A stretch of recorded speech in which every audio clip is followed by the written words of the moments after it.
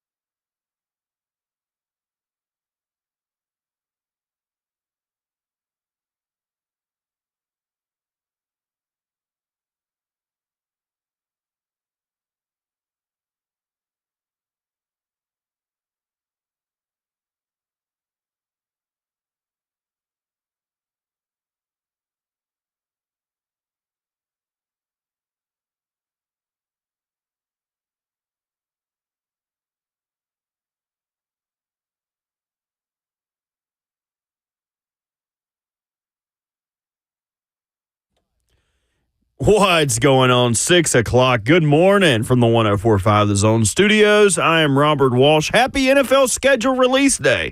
Full schedule releases later tonight, but games that will begin to leak out as the day goes on. Here's what we found out yesterday. Jordan Schultz reporting Chiefs and 49ers, a Super Bowl rematch, will happen Week 7 with Tom Brady on the call. Ari Meirov reporting that the Steelers and Arthur Smith will take on the team that had just fired him, the Atlanta Falcons, in Week 1. And Week 2, Dolphins and Bills take center stage on Thursday, finally giving us a good Thursday night game for a change. And the Chiefs will have Joe Burrow 1 week after opening the season against the Baltimore Ravens. In the NBA, Nuggets beat the T-Wolves 112-97. Jokic was in his bag, 15 of 22 from the field for a game-high 40 points, 7 rebounds, and 13 assists. And the Knicks drubbing the Pacers 121-91. Jalen Brunson feeling more like himself, scoring 44 points in 43 minutes. For all your foundation repair and waterproofing needs, visit USSTN.com. Breaking news at once on your home for the Titans and the Vols. This is 104.5 The Zone.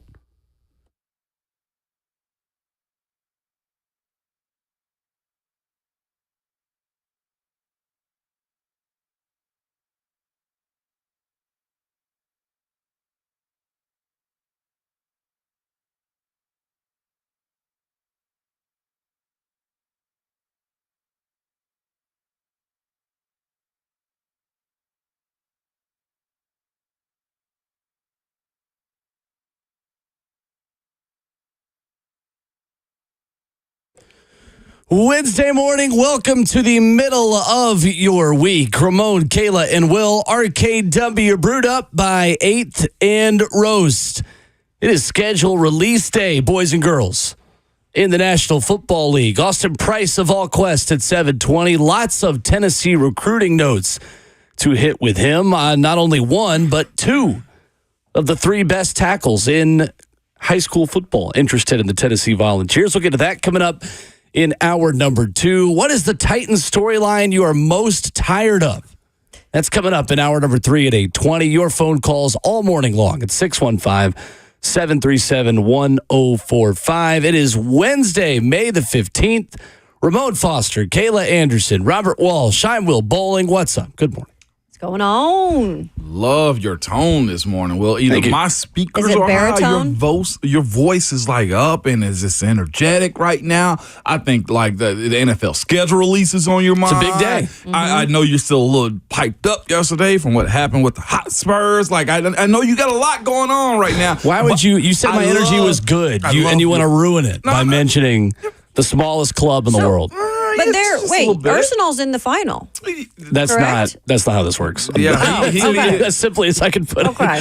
You play everyone twice, and there's one game left in the season. Yeah, Will needed a favor yesterday from Josiah's team, and I appreciate the tweet. I appreciate how you stay firm and how you go at people that let you down, Will. I love the tone and energy. Their coach learned how much serial losers they have in their fan base because they were cheering against their own team just so their rival didn't have a chance to win the title, even though they had things to play for. Trash. You're not that guy. Yeah, that's pretty bad. Okay, trash organization is what we'll call it this morning, okay? You're a fan of Tottenham, okay? Trash organization. You know who you are, Josiah. It's true. Josephat, okay? All right. Did you call him Josephat? Josephat, either way. You know what I'm saying? However you want to call him that. His last name's Schaefer, all right? Take that, Jeremy. We will take that chicken at the top of that ball, okay, and make some. Will, you want some wings? Is what we'll do with them? Yeah, perfect. Perfect. We got a set of wings for Will on that one, man. But good morning, man. It is Wednesday. Schedule release day is here. It's a big day. Big day. Big day. Real big day. I'm enjoying this, man. I don't know. You got me going this morning with the intro, dog. You act like I just come in here sleepwalking when we start the show. It was just different today. That's all it was, man. I know. Maybe it's my headphones. Let me turn them down. All right. Don't ruin the energy. Nah, it was good. Let it ride. Blast out your eardrums. Go on, your bad Absolutely. self. Nah, I do not need to be blasting out these bad boys, okay? I do need to get my ears, and I talked to Will about this. I actually need to get them cleaned out. I'm telling you that the hot makes yoga, a big difference. Yeah. the water gets in your ear. Oh, yeah. Man, yeah, that's a Didn't know real that was a thing. thing. You Yeah. said hot water bed? Hell no. What? My friend had one of those growing up. Water bed. I hated that thing. We'd had sleepover, and we'd try to sleep on that thing. It was awful. Anyway, no, hot yoga. So when you do hot yoga, clearly you're like, it's hot, right? Yeah. And you're sweating, but with the poses you're doing, you're going to get water in your ear. Yeah. So I feel like I have had water in my ear because of that sweating specifically, for right? sure. Absolutely. And I'm just feeling like I'm a little deaf in one ear. Yeah. So I need to go get it cleaned No out. doubt. No doubt. I'm here for it. Speaking of that, Burke and I communicate on gym usage and stuff like Right. that. And we both been, you know what I'm saying, trying to get it all the way together and just get it how we need to get it, okay? Body's right? You get your body is right? it just body's weight loss, just continually walking the thing on down? How is it that losing is way harder than putting it on? Why is that the case, man? Like, I'm out here just fighting. Speak for yourself. You're opposite. And I've met people like you before. It is not like that for me anymore, but when I was in a weight gain period of my life about 2 or 3 years ago, and you have to like force yourself to eat when you're very, very full. Like, it's not easy for a lot of people. Wow. Yeah, and then in the meantime, I've been bulking for 30 years. So. Because what I would have to do is I would have to drink a shake every night at like 9 o'clock before I go to bed, like a huge vanilla protein shake. And I gained like 30 or 40 pounds within about a year and a half or 2 years. Wow. But I was also like very, very, very, very underweight. So I just got to like a normal human level and then I'm good. Did your number bother you on being too small the same way people who number bother them that is big? Yeah, I was you like, think so? I was about 6'1", 125. Wow. 125? Yeah. When I was still running. I mean, I was running 80 miles a week. That boy turned sideways, fall that's through the cracks. wild. It was not good. No, Okay, it was all right. So it did mentally kind of have the same effect. I'm guessing. 100%. Okay. All right, And for it sure. does 100%. with females too. Like I Yeah. can say that firsthand with people I know who literally cannot gain weight, and they are just so teeny tiny, and they'll do everything they can to try to.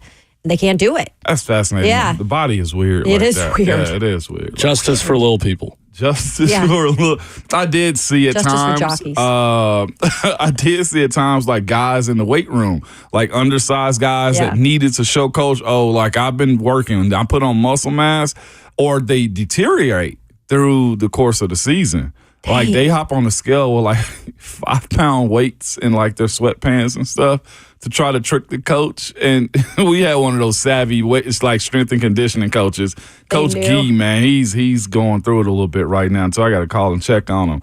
But he just, what the heck you think you're doing? Like he called guys out in front of everybody. Like, don't you see? I see the weight by your ankles. Take it out. Get on the scale. Like they thought they'd get away with that? Oh my gosh. And that's when I realized like smaller dudes do somewhat deal with it too, especially throughout the course of the season. Absolutely. Where you lose weight. Like that can be the difference in like, all right, do I make this tackle or not make this tackle? Like business decisions have to be made if you've lost like 8 pounds during the season.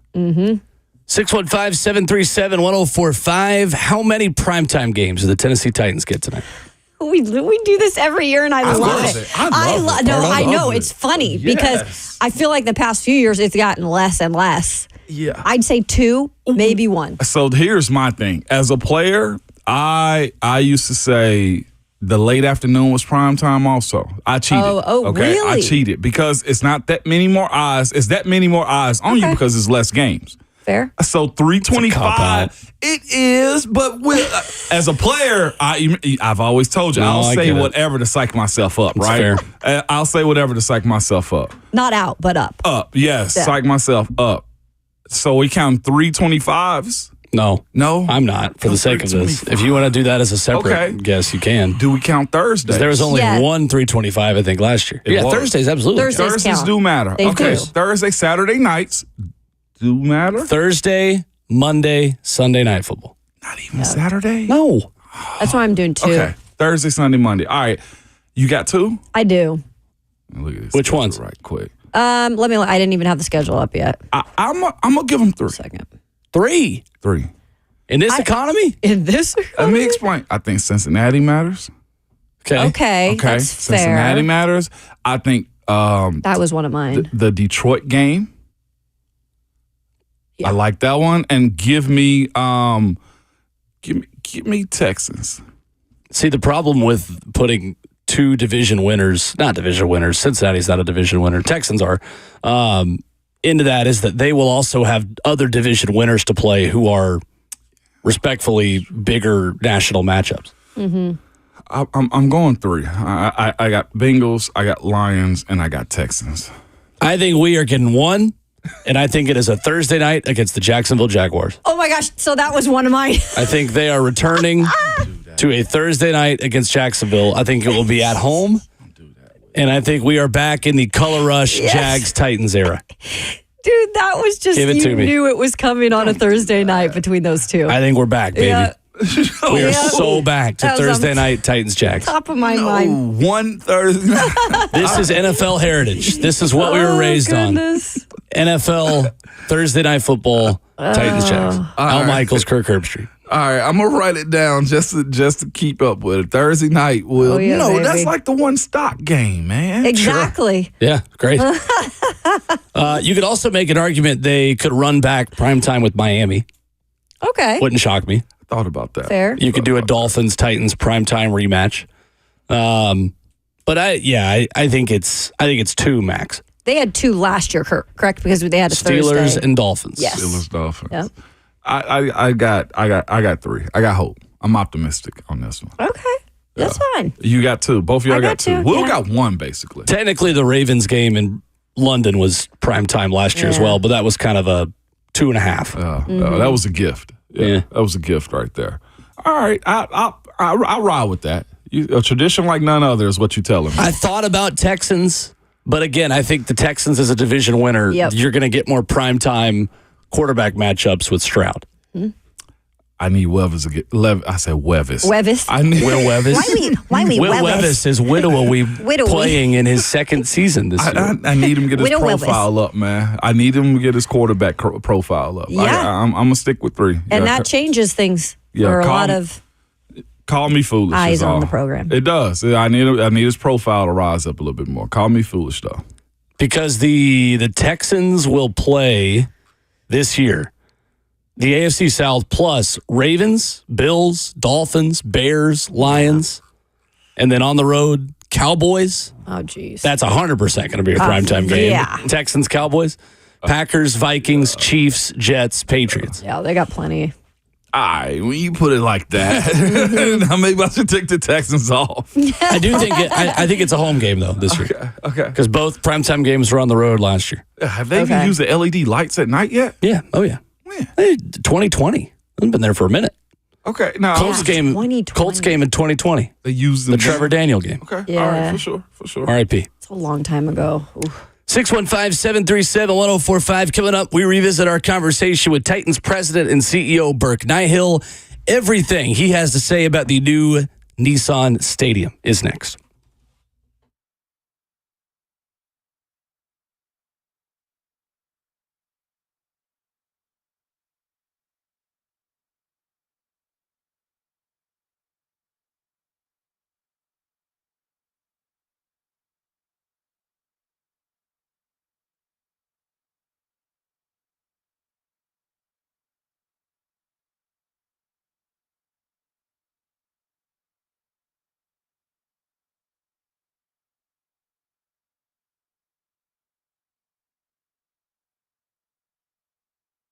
Hey, it's Kayla Anderson for the Wang Vision Institute. Well, I'll start with this because obviously they do everything in terms of your eye health at the highest level, but they also can take care of your skin. It just popped in there a couple days ago. Underwent my second IPL treatment, intense pulse light treatments. They're awesome in terms of getting your skin even out. Maybe you got some dark spots that are appearing over the years. You've been in the sun, or you're just worried about the texture of your skin. It can help with all of that. Non-invasive, and it takes 20 to 30 minutes. Then you're out the door. It's like nothing ever happened. You can check out more on their services at wangvisioninstitute.com. Also, in terms of your eye care health, also got that checked out several months ago, making sure my eyes were okay and what maybe needed to be done for the future. If you don't want to pop in there right away, you can actually go online. They have a free online vision seminar that takes place every Tuesday at 6:45 p.m. So you can RSVP, schedule your free consultation and your treatment today at wangvisioninstitute.com.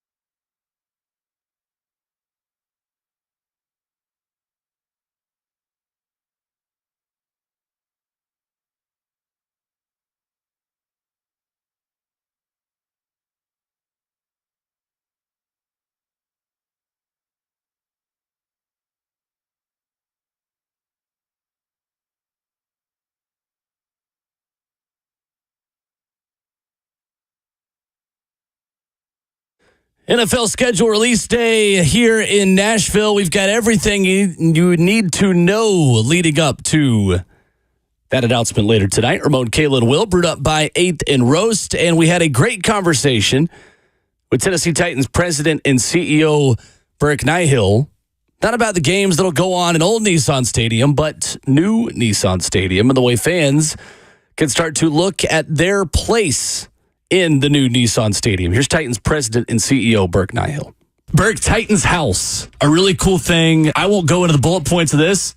I'll just throw it up to you. What is Titans House? What is this to allow fans to begin the process of picking out their spot in new Nissan Stadium? Yeah, the new stadium is a paradigm shift from the current stadium. It's just so completely different, and so one of the ways we want to bring that to life is by having this facility that is an experience center. It's an immersive experience where people can come in and get to know about the new stadium, actually see some of the elements of the new stadium. There's lots of great LED experiences that people can get a better feel for what the stadium is going to look like. But we even have things like an actual suite build out, so that someone can peek in, whether or not they're interested in a suite. You can see just how different this new stadium is going to be from really anything anybody's ever experienced, I think. So we're excited to be opening Titans House and bringing it to life and getting people flowing through there so they can see all the things that we've been just juiced about for a couple years now. Every corner we turn, every different detail we bring to life in the decision making about what this building could be. We get more and more excited, and Titans House is an opportunity to bring people through, and they get to see what we've been working on. So the waves within this, the first wave, you're talking about premium seats, the other 90% or so roughly on sale in 2025. What do those waves look like, and what is the timeline for fans that are maybe listening thinking, hey, I'm on the wait list, or I'm a current PSL holder, and when am I going to get a call about scheduling this appointment? Yeah, look, I don't know that there's a perfect way to do this, but we literally have to manage tens of thousands of meetings. If you think about our current season ticket members, and then with a really heavy demand on wait list for people who aren't current season ticket members who've expressed an interest in learning more about it and potentially being a part of the new building. So we've got 25 people ready to meet with potential purchasers in the new building. And if you do the math on that, it's going to take a really long time to phase all those meetings. And so what we've tried to do is have a logical way of going about that. And we've said this from the beginning. We will communicate when we have something to communicate, so that we can be setting people's expectations and being sure that there's nobody's in the dark about what's coming and what opportunities are there. So we are at that point where we have a plan, and we think it is a really good plan. Later this summer, we'll be opening up Wave 1, which is for the premier seat memberships. Think club in the current building, but it really is completely different than the current building. It's much more premium. It's a really great premium experience that the people have been asking for, and then followed by reserved seating in waves 2 and 3. And reserved seating is 90% of the building. It's your classic football experience, only a lot better in this new stadium. So all in all, we're probably going to be taking these appointments through 2026. So this is going to be a process, and we will, as we've committed to, to communicate at every step to let people know what we know, when we know it, and so that they can be in the daylight. When it comes to PSL costs, what would you say? Because I know that's a talking point, and people are curious. Can we afford it? Yeah, no, we've heard that question for a long time, and we've tried to assure people, we hear you. The building that we have envisioned for the next 30 years, it's really, really important that it is affordable. And it has been a challenge to listen to our current fans, to people who want to be a part of the building for the next 30 years, and to break down this building and to deliver as many different experiences as we possibly can in this building. But we're really proud of where we've ended up, and we're going to have over 30 different price points in this building. To give you a sense of the current building, we have really kind of the lower bowl. We've got the 300 level clubs and suites. This building, we're going to have 15, 16 different types of experiences. And so there's price points across the spectrum. Those price points start with the reserve seating as low as $750 a PSL. And we're really proud of being able to deliver that price point. They go up as high as $75,000, but we're talking about 127 seats out of my goodness, over 60,000 seats. But those are what people have been asking for, which is an ultra premium experience. We're talking fine dining style, all-inclusive food and beverage. Literally the best seats in the house. You can probably smell whether Coach Callahan's wearing cologne that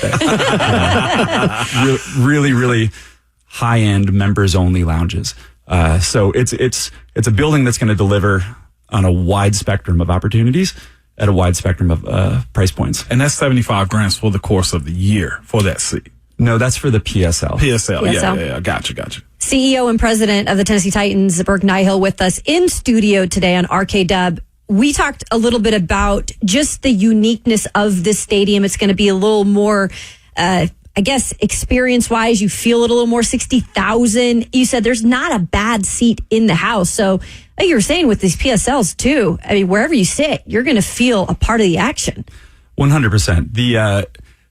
The classic experience, every seat is much closer to the field. So you're talking about an average of 38% closer to the action. The concourses are a 360-degree concourse on every side.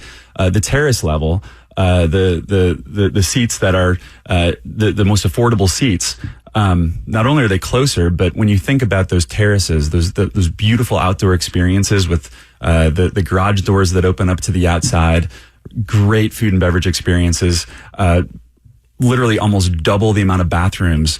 There really is not an experience in that building that isn't pretty darn amazing. We're proud of it.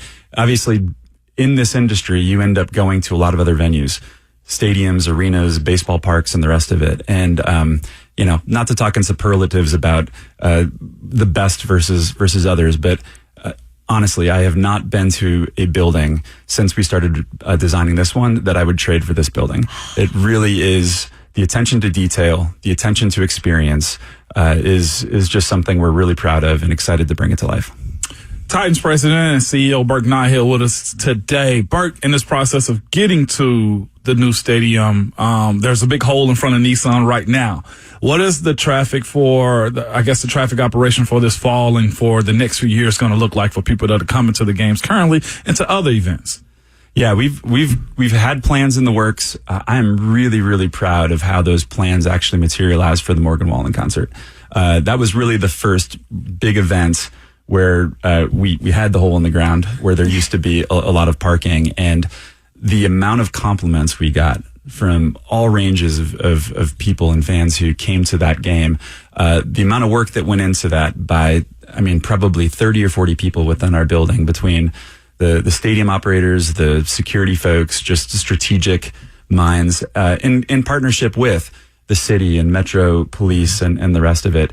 It really exceeded our expectations. We've believed the whole time that this actually could be something that when you go from 7,400 parking spaces, where you've got 7,400 people pulling in through the same couple tunnels at about the same time and leaving at about the same time, that there was a way to, as counterintuitive as it seems, to improve the experience by expanding that blast radius.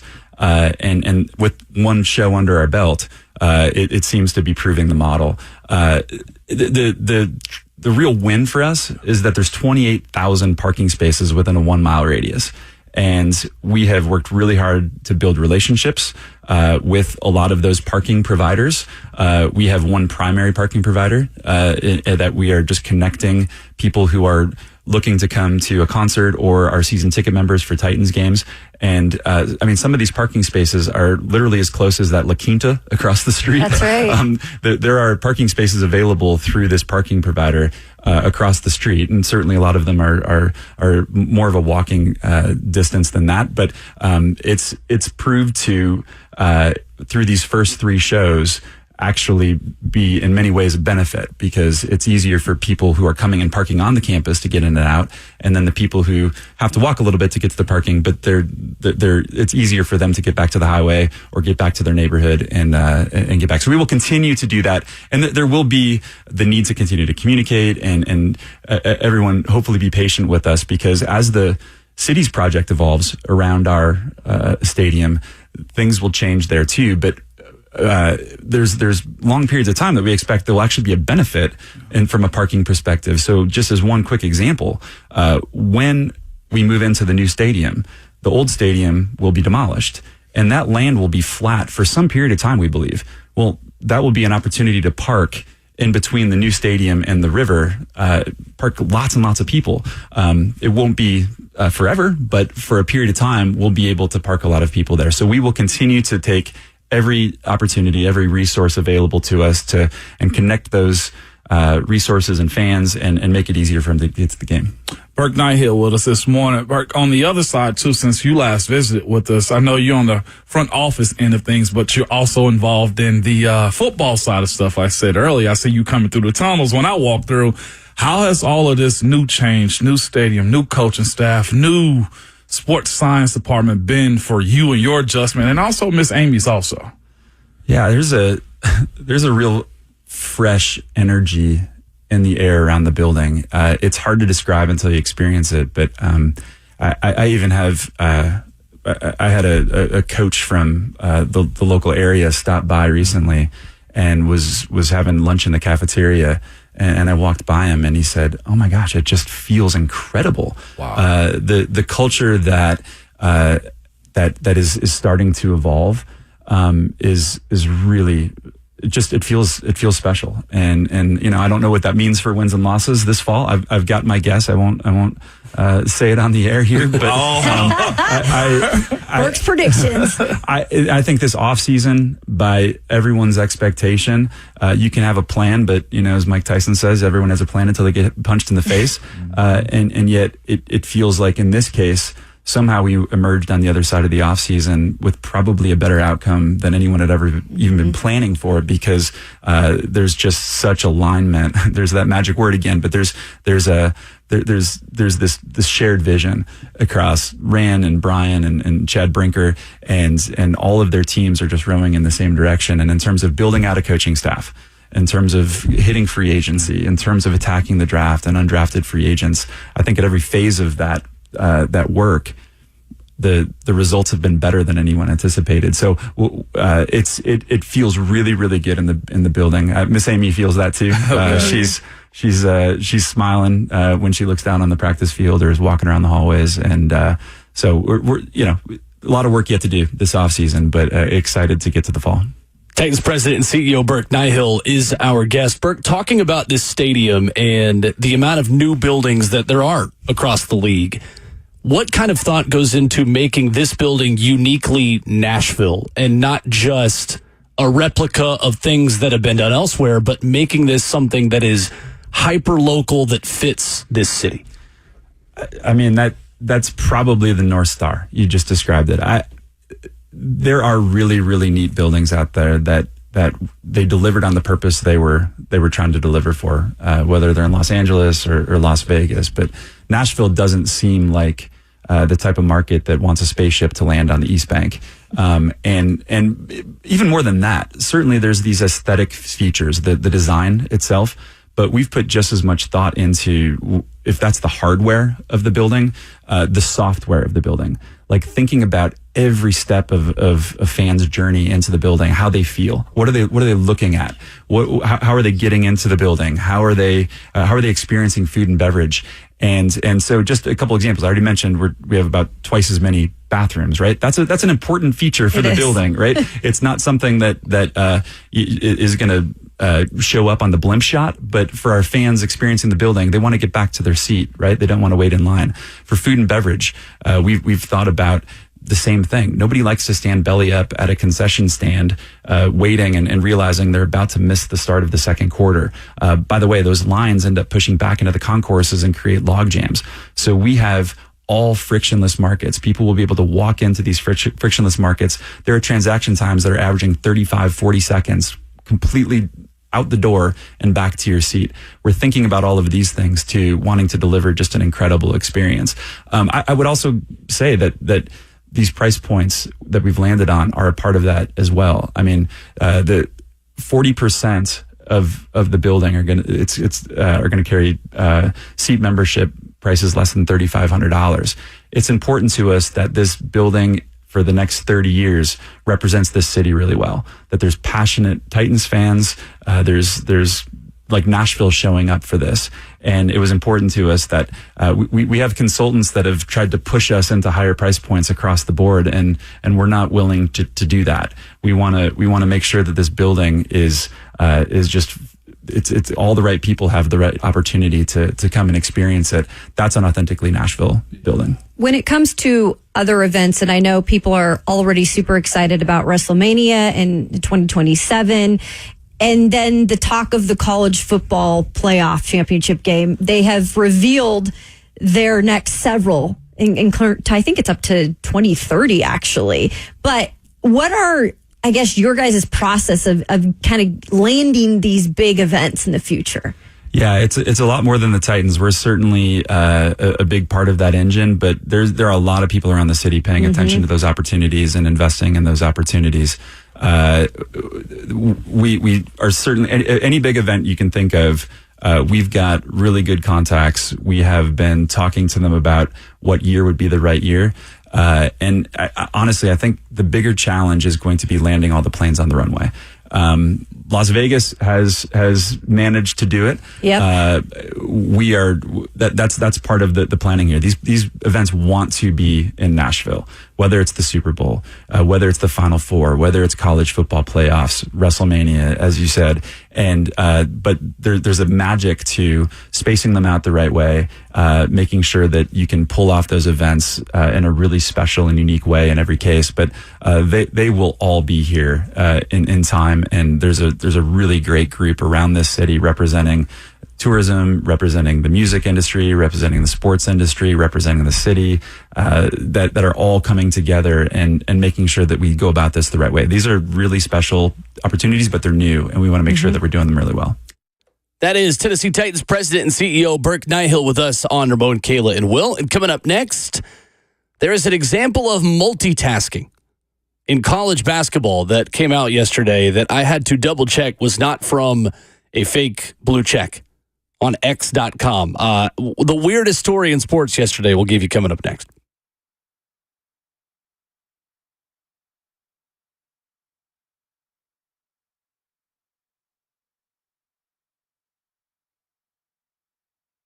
It's Ramon Foster here for Hiller Plumbing, Heating, Cooling, and Electrical. Telling you, if you need anything done around your house in those categories, reach out to the folks that I trust at happyhiller.com, okay? And the thing about them coming to your house is you will not have to wait all day for them, okay, and feel like you've wasted your day.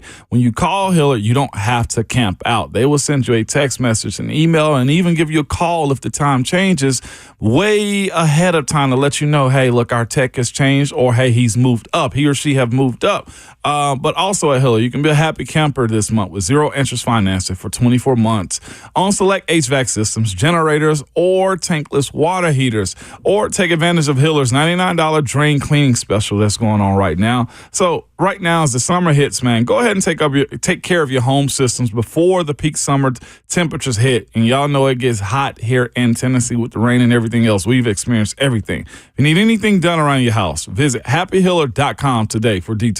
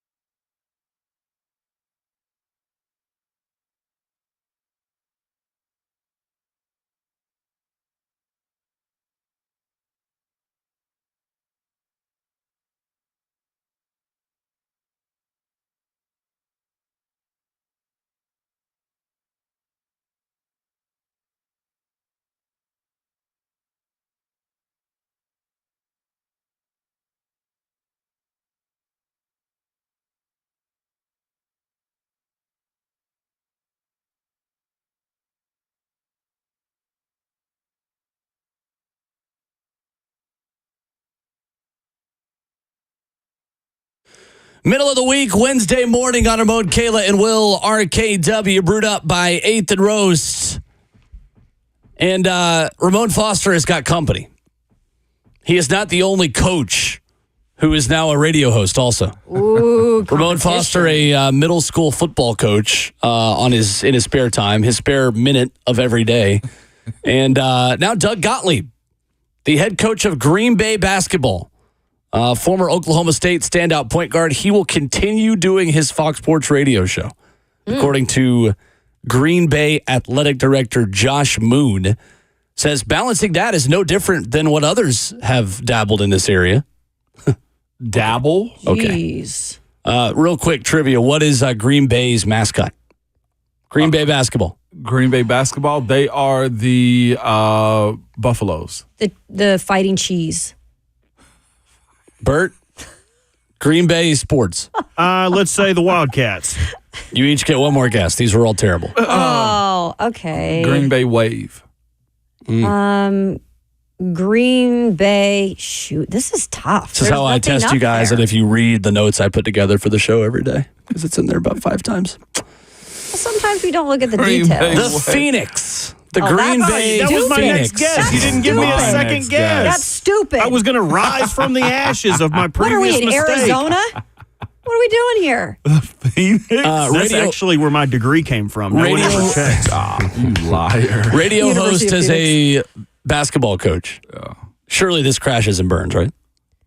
Yo, Yes, this is it definitely weird. does. I heard what you did right there. No, this is I don't. This is to me make as much sense as Mike Mayock being the Raiders GM. Yeah, but at least he wasn't still on NFL Network. Well, at least he had done it. That's all I ever known Mike Mayock for was that moment right there. Like legitimately, like it was.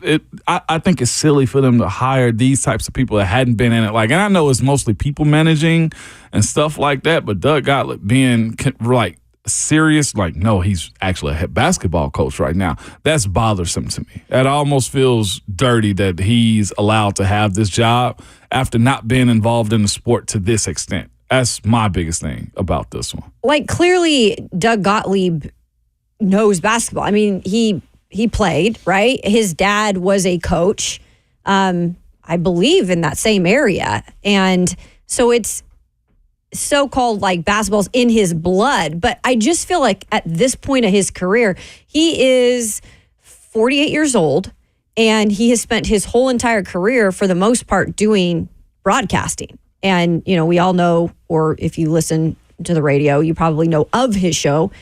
And I just think it's weird in terms of the timing. Like, you're going to go into coaching at this point of your life, but at the same time, you're still going to juggle your radio career. I think that's where I have the problem with it. Because if he was going to say, hey, I have a calling, I want to go do kind of what, you know, I grew up watching my dad coach in the sport, I want to go do it. Okay, that's fine. But then go do that and solely that and put your focus into it. I think the whole thing with juggling, I think it's actually disrespectful to taking that job and saying that you're going to actually dedicate your time to making this team good. I don't think that that's really possible when you are still doing as much as you're doing on the radio side. Because you know our business, you guys. Yeah. And I mean, there's a lot of extra stuff that goes into it if you really are doing your job at the highest level. Yeah. But he's helped out coaching before, basically. He's helped out coaching before. Yeah. Being a former player, he's got knowledge of it. I just think when you're hiring a personality like him, that's the same way I look at somewhat J.J. Redick. I think is a serious contender right now for the Lakers job. Yeah. You got to be in it. You got to know how the players are. At least be on somebody's bench is the way I feel about it. Like Doug Gottlieb hasn't been on anybody's bench. Like the same way with J.J. Redick hasn't been on anybody's bench. So you're coming in with these outside perceptions of what you think you're supposed to be doing. And again, a former player sometimes know for the most part what you're capable of doing and, you know, how it's supposed to look. But people to people, person to person, how plays change, how the flow of the game, managing it and stuff like that, especially on the college level for him to be at Green Bay Phoenix, okay? With the Green Bay Phoenix, I look at his situation and say, these are college guys that you are playing with the future if you're not all the way in and just fully committed to what it means to be a college head coach. That's where I settle in on it. Yeah. On NFL schedule release day, your thoughts on primetime games for the Titans all morning long. 615-737-1045. Eric in Nashville is first up this morning. What's up, Eric? Hey, guys. Just remember, guys, primetime and nationally televised are not always the same. Primetime definitely is nationally televised, but nationally televised is not always primetime. And one of the reasons I bring that up is Ramon was talking about at Detroit. I think that could be the Thanksgiving Day game. You keep them from playing at night on Amazon, because I don't think they're going to get no Sunday night games, and also Monday night games, maybe or maybe not. I think the most they'll probably get is 2. And 2 other scheduling quirks, guys, to keep on the lookout for. I think the Buffalo-Houston Texans game could be a primetime game because of the Stephon Diggs trade or the 325 game.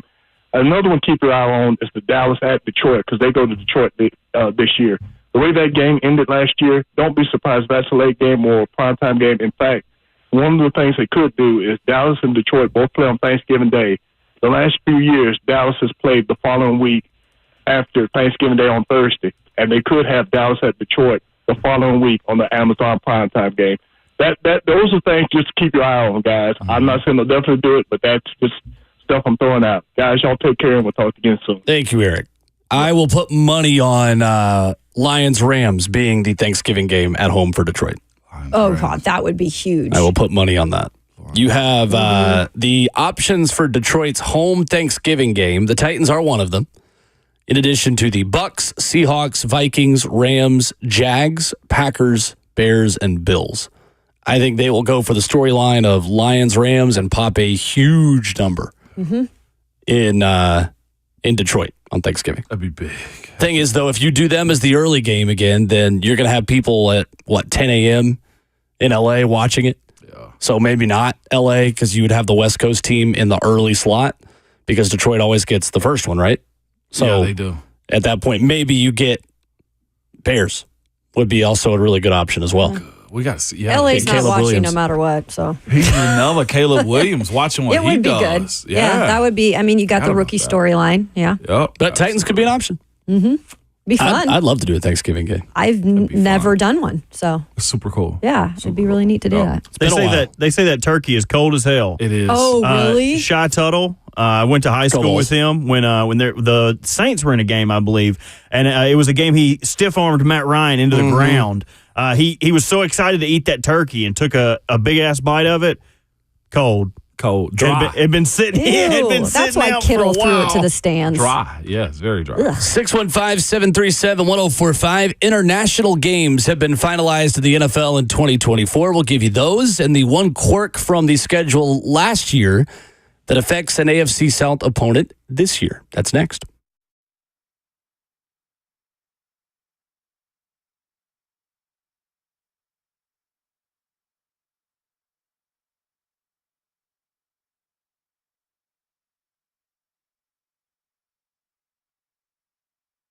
Fellas, if you've been feeling tired, notice a lack of motivation and drive, a weight gain, and loss of muscle mass, these could all be signs of low testosterone levels. Don't wait to find out, all right? At Low T Center, they make it easy to get your levels checked. It's just a simple blood test, and with their on-site lab, you get your results back in about 25 minutes. Low T Center is not a typical doctor's office. It's a concierge medicine for men. Their physicians specialize in treating low testosterone with customized treatments for each patient. The experts at Low T Center have over a decade of experience helping patients achieve life-changing results, and most health insurance is accepted for treatment. And they also have convenient treatment options, including physician-monitored self-inject treatments for established patients that ship directly to your home each month without you needing to come in for a weekly visit. Right now at Low T Center, it's only $25 to get your T levels tested with results back in about 25 minutes. So get back to your best. Go to lowtcenter.com to book your appointment online today. That's lowtcenter.com. Low T Center, reinventing men's healthcare.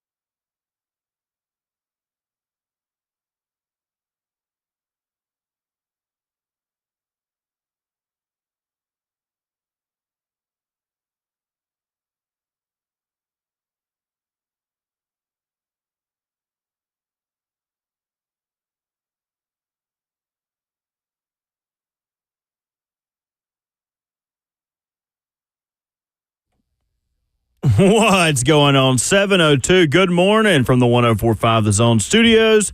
I'm Robert Walsh. Happy NFL schedule release day. Full schedule releases later tonight. We'll probably get some little trinkets and nuggets throughout the day of when the games are going to be. But here's what we learned yesterday. Chiefs and 49ers, a Super Bowl rematch in Week 7 with Tom Brady on the call. Steelers and Falcons in Week 1, the Arthur Smith revenge game. And Dolphins, Bills, Week 2, first Thursday night game after the season starts. And the breaking news this morning, we found the international schedule for the NFL this season. We already knew about the Eagles and Packers in Brazil, but the London games, Jets and Vikings, started off 1 month after Brazil. That is going to be in Tottenham Hotspur Stadium. Then the Jaguars return home October 13th to take on the Bears, and then they'll stay another week and take on the New England Patriots. And Germany, Munich, they're holding a game. The Giants and Panthers, and November 10th. In the NBA, Nuggets beat the T-Wolves 112-97. Jokic, 15-22 from the field with a game-high 40 points, 7 rebounds, and 13 assists. And the Knicks drubbing the Pacers 121-91. Jalen Brunson back to himself, 44 points in 43 minutes. For all your foundation repair and waterproofing needs, visit USSTN.com. Breaking news at once on your home for the Titans and the Vols. This is 104.5 The Zone.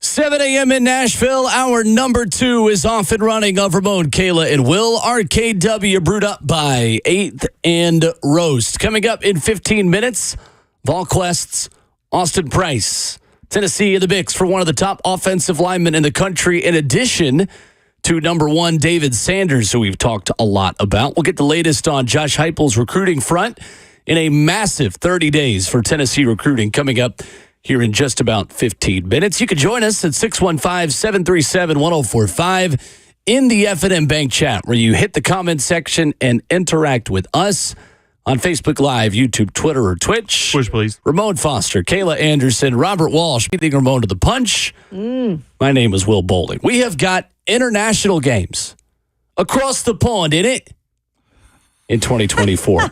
So we have got Packers, Eagles, of course, in Sao Paulo, Brazil. And did you guys know that Aaron Rodgers is going to face his former team, or not his former team, his future team on October 6th? If he's following the Brett Favre character arc. This is true. Yep. Jets, Vikings. There you go. October 6th, Tottenham Hotspur Stadium in North London. We've been there. 8:30 a.m. Central Time, October the 6th. That will be Jets, Vikings. And then the way this affects the Titans is the Jags, once again, have 2 straight London games. Jags, Bears, Week 6, October 13th, 8:30 a.m. Central. And then October 20th, you get Patriots, Jags. So the Jags will get Caleb Williams and Drake May, likely in back-to-back weeks. And then in the Allianz Arena in Munich, November 10th, the NFL is exporting their worst goods to Germany. Giants, Panthers. That's bad. That game will be watched by tens of people here, but the Germans will love it. I'm sorry. There you go. Drink a lot of beer. I know you're good at that over there. Germans, look, smart of the NFL knowing that Germans will show up for that game, even if it was the worst 2 teams in the league. And that's maybe exactly what they did. They gave Germany the worst 2 teams in the league. Mm-hmm. Well, maybe they can, they can fall in love with either one of those teams, and that can be their team for life. I mean, I don't know how you're going to, but you know what? Stranger things have happened. Giants and Panthers. The Panthers got to grow their profile back up. They have to. Like you look at them on a schedule, like, all right, I'll sell my tickets this week. Like that's where I like their head coach. Yeah, I like the head coach a lot too. Yes. One of your coaches. He was my pick. Yeah, he turned into a NFL head coach in this circle. But of course, looking at what Bryce is going to do. Yeah. The quarterback that's there now, like, are they actually going to build around him? Like they have to build their profile back up. It's fascinating though to me is is Tottenham Hotspur Stadium it seemed like the focus point of a lot of these international teams, like games now too.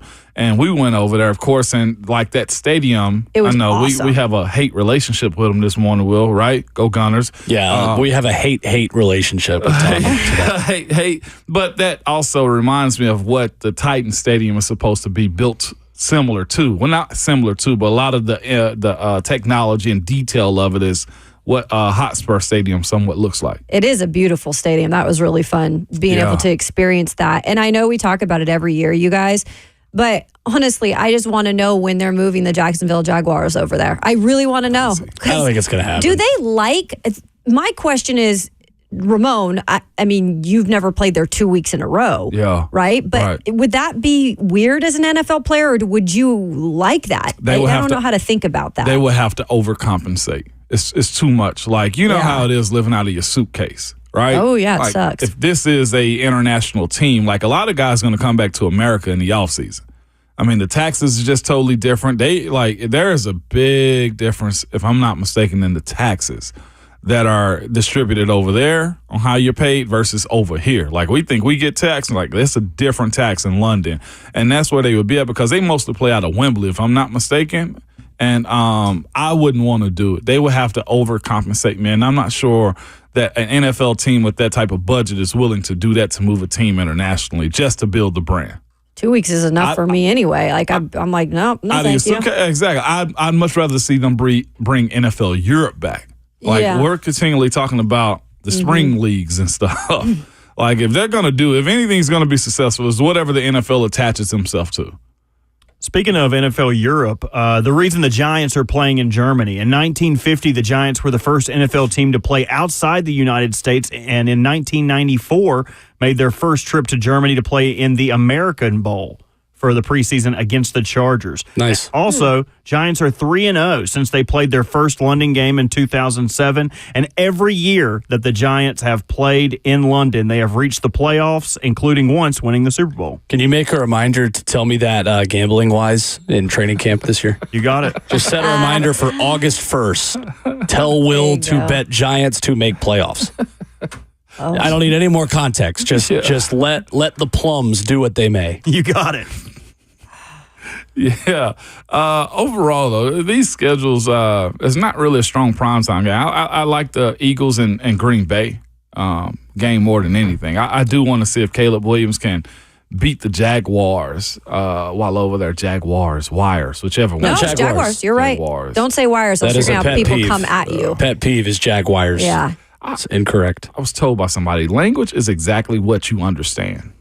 Yeah, most of the time when people say, like, oh, you could say it either way, you can't say it either way. There is a right way to say it. Yeah. That's okay. Either way. By the way, Josephat Schaefer texted me and said, Josephat. Yeah. I just love this new name. Josephat. He texted me talking about some Go Gunners, LOL. I was like, hey, man. Say it to Will's face. Yeah. Say it to his face. There will be one place to watch Champions League football in London next year, and it won't be at Tottenham. They'll be playing in Bulgaria on Thursday nights. They'll be playing Kazakhstan clubs because they cheer against their own team like the little serial losers they are. I mean, it was great. Going to the Titans game in Tottenham was awesome. It was just I couldn't stay caffeinated, though. Like, I couldn't have any coffee, couldn't have any tea. They don't have any cups over there. Haven't had any cups for 20 years. I love the soccer slander. Let's go. Home and road opponents for the Titans in 2024. In case you forgot, at home this year, in addition to the 3 divisional opponents, you will see Aaron Rodgers and perhaps 2 intact Achilles. There we go. The New England Patriots and maybe a rookie quarterback. The Green Bay Packers, the Minnesota Vikings, and the Cincinnati Bengals. For the 80th straight year, the Bengals will play the Tennessee Titans. That schedule excites you. I'm somewhat excited to see A-Rod, see if he can back it up. The rookie quarterback's coming in. That's a fair home schedule. A lot of winnable games. Yeah, absolutely. Yeah. Packers, big-time team coming here. NFC contender. That'll be fun to watch. And on the road, the Titans have the extra road game this year. Of course, their extra home game last year was in London. You have Dolphins, Bills, Bears, Lions, Chargers, Commanders. Not a super easy road schedule. for the Tennessee Titans. And we talked about the time of year this could land on too. I think that's a big part of it with going to some of these colder places, or like you even mentioned with Miami in the really hot months. Yeah, which no would be doubt. Earlier on, DC gets a little cool too. So seeing how that one plays out is going to be fascinating.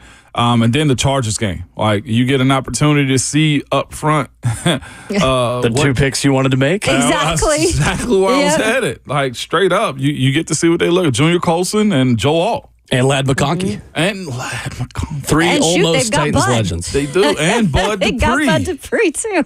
Yes. So three almost Titans legends. 615-737-1045 is our number. Coming up, lots of recruiting to discuss with VolQuest's Austin Price and an update from Tony Vitello on Tennessee's Friday night ace A.J. Russell last night when he talked to the media. We'll hit both of those headlines and much more with VolQuest's Austin Price coming up next.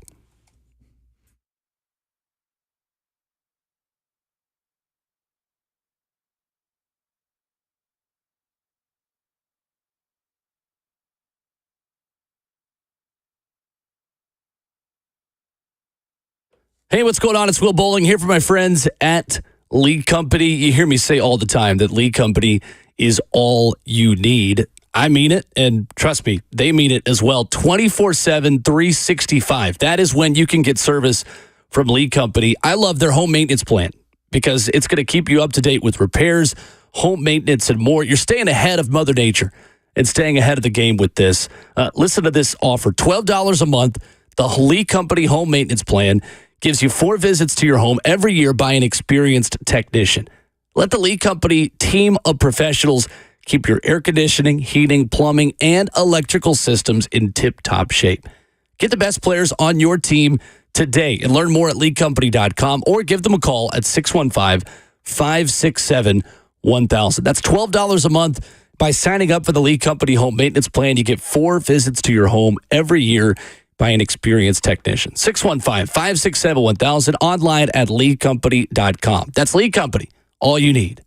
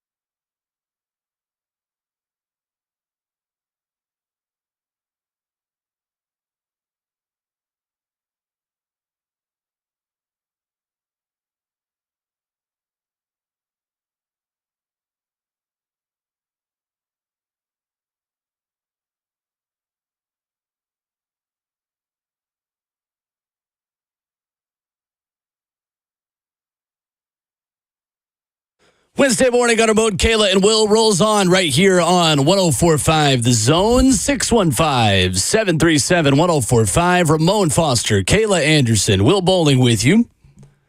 Check out the Ramon, Kayla, and Will podcast channel wherever you download podcasts, Apple, Spotify, and more. We are looking to connect with Austin Price coming up here in just a moment. We're talking off air about this, though, because we know Tennessee is in the mix for the number one tackle in the country in David Sanders. Yeah. And now, number 3 tackle in the country, Andrew Babalola. Babalola. That's going to be fun to say for a while. Iamaliava blocked by Babalola, possibly, in the On3 industry ranking. How much are you starting to buy in more to Tennessee as a contender with 2 of the top 3 tackles committed in your 2025 class, potentially? Well, that'd be so huge. This time of the year, too, is when all these dominoes start to fall. Big time for Austin and everybody involved in college sports. But the original question is, how much would I start drinking the Kool-Aid? Well, it will be at a high rate with a lot of ice and, like I said, with a 64. Couple pickles? Yeah. It's popular right now with a big old cup, Will. And we're joined now by VolQuest's Austin Price at Austin Priceless, where you find him on Twitter for the latest on Tennessee at all times. What's up, Austin? How are you? You know, I've watched Ramon on a recent one of those reels on Instagram or TikTok where he had like a bottle of lemonade, and he emptied out about a third, and then put in 3 Kool-Aid packets and then some vodka and shook it up. That's his Kool-Aid. We've got our 104.5 The Zone golf tournament coming Love up it. Friday. There may be one of those in a golf cart with Ramon Foster's name on it very soon. Hey, Austin, hopefully the cameras don't catch me on national TV with some fake binoculars, okay? That's all I'm saying, all right? I love it. If you catch my drift here. I love it. Austin, we'll start with the transfer portal news for Tennessee over the weekend. As Middle Tennessee native Elijah Herring commits to Memphis. Any surprise on that decision from him? Well, he had multiple opportunities to stay in the Power 5, and Virginia Tech, Kansas State, a few others. But Memphis got that nice influx of FedEx money and pass to the field. So you put the combination of, instant playing time, being the best guy in the room, and getting paid to do so. I think that was just a decision that made a lot of sense. I thought from a family standpoint, the best decision probably would have been Virginia Tech, because then his mom Tiffany could have, went and watched Elijah play at Virginia Tech and then swung through and saw Caleb play, or just swung through and saw Caleb, and vice versa. So, but staying in the state, again, I think opportunity to play was a big deal. And I think, of course, the NIL obviously is something they're all interested in these days. And so, I think Elijah will do fine at Memphis. So, Austin, on the recruiting front, we were talking about the opportunity of a Babalola blocking for an Iamaliava at Tennessee, and just the finalists that Tennessee could potentially be for David Sanders, the number 1 tackle in the country, and Andrew Babalola, the number 3 tackle in the On3 industry ranking. How important is Andrew Babalola to Tennessee? Where are they at in their pursuit of him? Well, they were really impressed about him this spring when they swung by to check on him. Watched him kind of go through some workouts, and I think he has a lot that they're looking for. He's up there. Sanders is obviously at the top, and then you have Jalen Matthews, Juan Gaston. They're still recruiting hard. So Tennessee's going to have some options to tackle. The first one to come off the board will be Jalen Matthews. He'll commit June 3rd, and again, I think Tennessee's done a tremendous job there. How else does it how did the dominoes fall after that will be the real question. Does David Sanders make it back in here for the Memorial Day event ahead of his official visit? Does he not? Babalola's sitting here, headed, ready to roll in here for his big official visit in June. Again, that one's probably going to get a little more tough. You've seen more teams come into the fray for Andrew, and, that will be a big boy recruitment, so to speak, for really any of those guys. You're talking about if you win one of those or two of those, you're beating out the best of the best. Austin Price with us this morning, VolQuest on 3. Austin, in that same sense, let's stay with the O-line. Jefferson County's Nick Moore has gained a lot of traction, I feel like, in recruiting the last couple of months. Where are the Vols at on him, and then where is he at as far as state recruits? Well, finally able to, get the offer this past week. Glenn Eller will be able to go by, check him out, and, pulls the trigger and offers him. He's a center. Plays for former Vol Spencer Riley there at Jeff County, who knows a little something about playing center. And, I think the kid's super, super smart, really physical. We had him on our high school broadcast in Knoxville a couple of times last year, and he's a fantastic defensive lineman, a fantastic offensive lineman. Honestly, size, athleticism, reminds me a lot of Cooper. I mean, Cooper was a fantastic defensive lineman at Catholic. I watched him single-handedly almost beat Knox Central in the state quarterfinals one year. I mean, he didn't have a whole lot around him, and he defensively wrecked the game. And Nick Moore, does a lot of that type of same stuff, in the trenches for Jeff County. He's a guy that Tennessee would really like to add to this class because they want to add multiple interior guys along with Jacoby Ward and Anthony Ogumoro, who's going to commit coming up next week on the 21st. So, they want to add multiple inside guys. He would be right there, at or near the top of the list.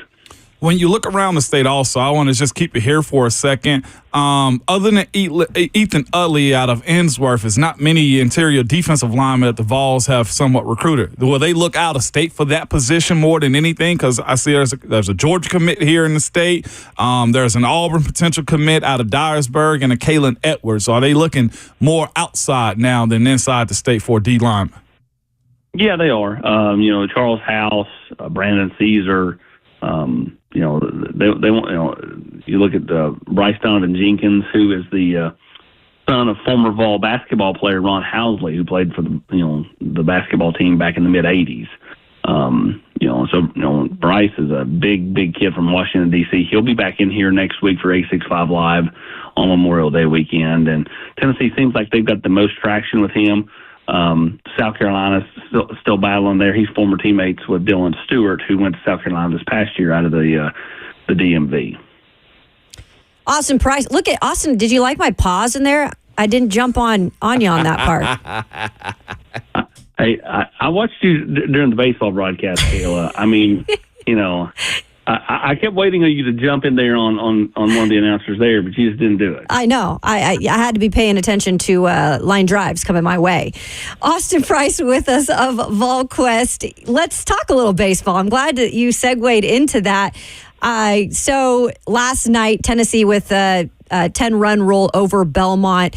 Big night for Christian Moore as he made history by tying the program's single-season home run record.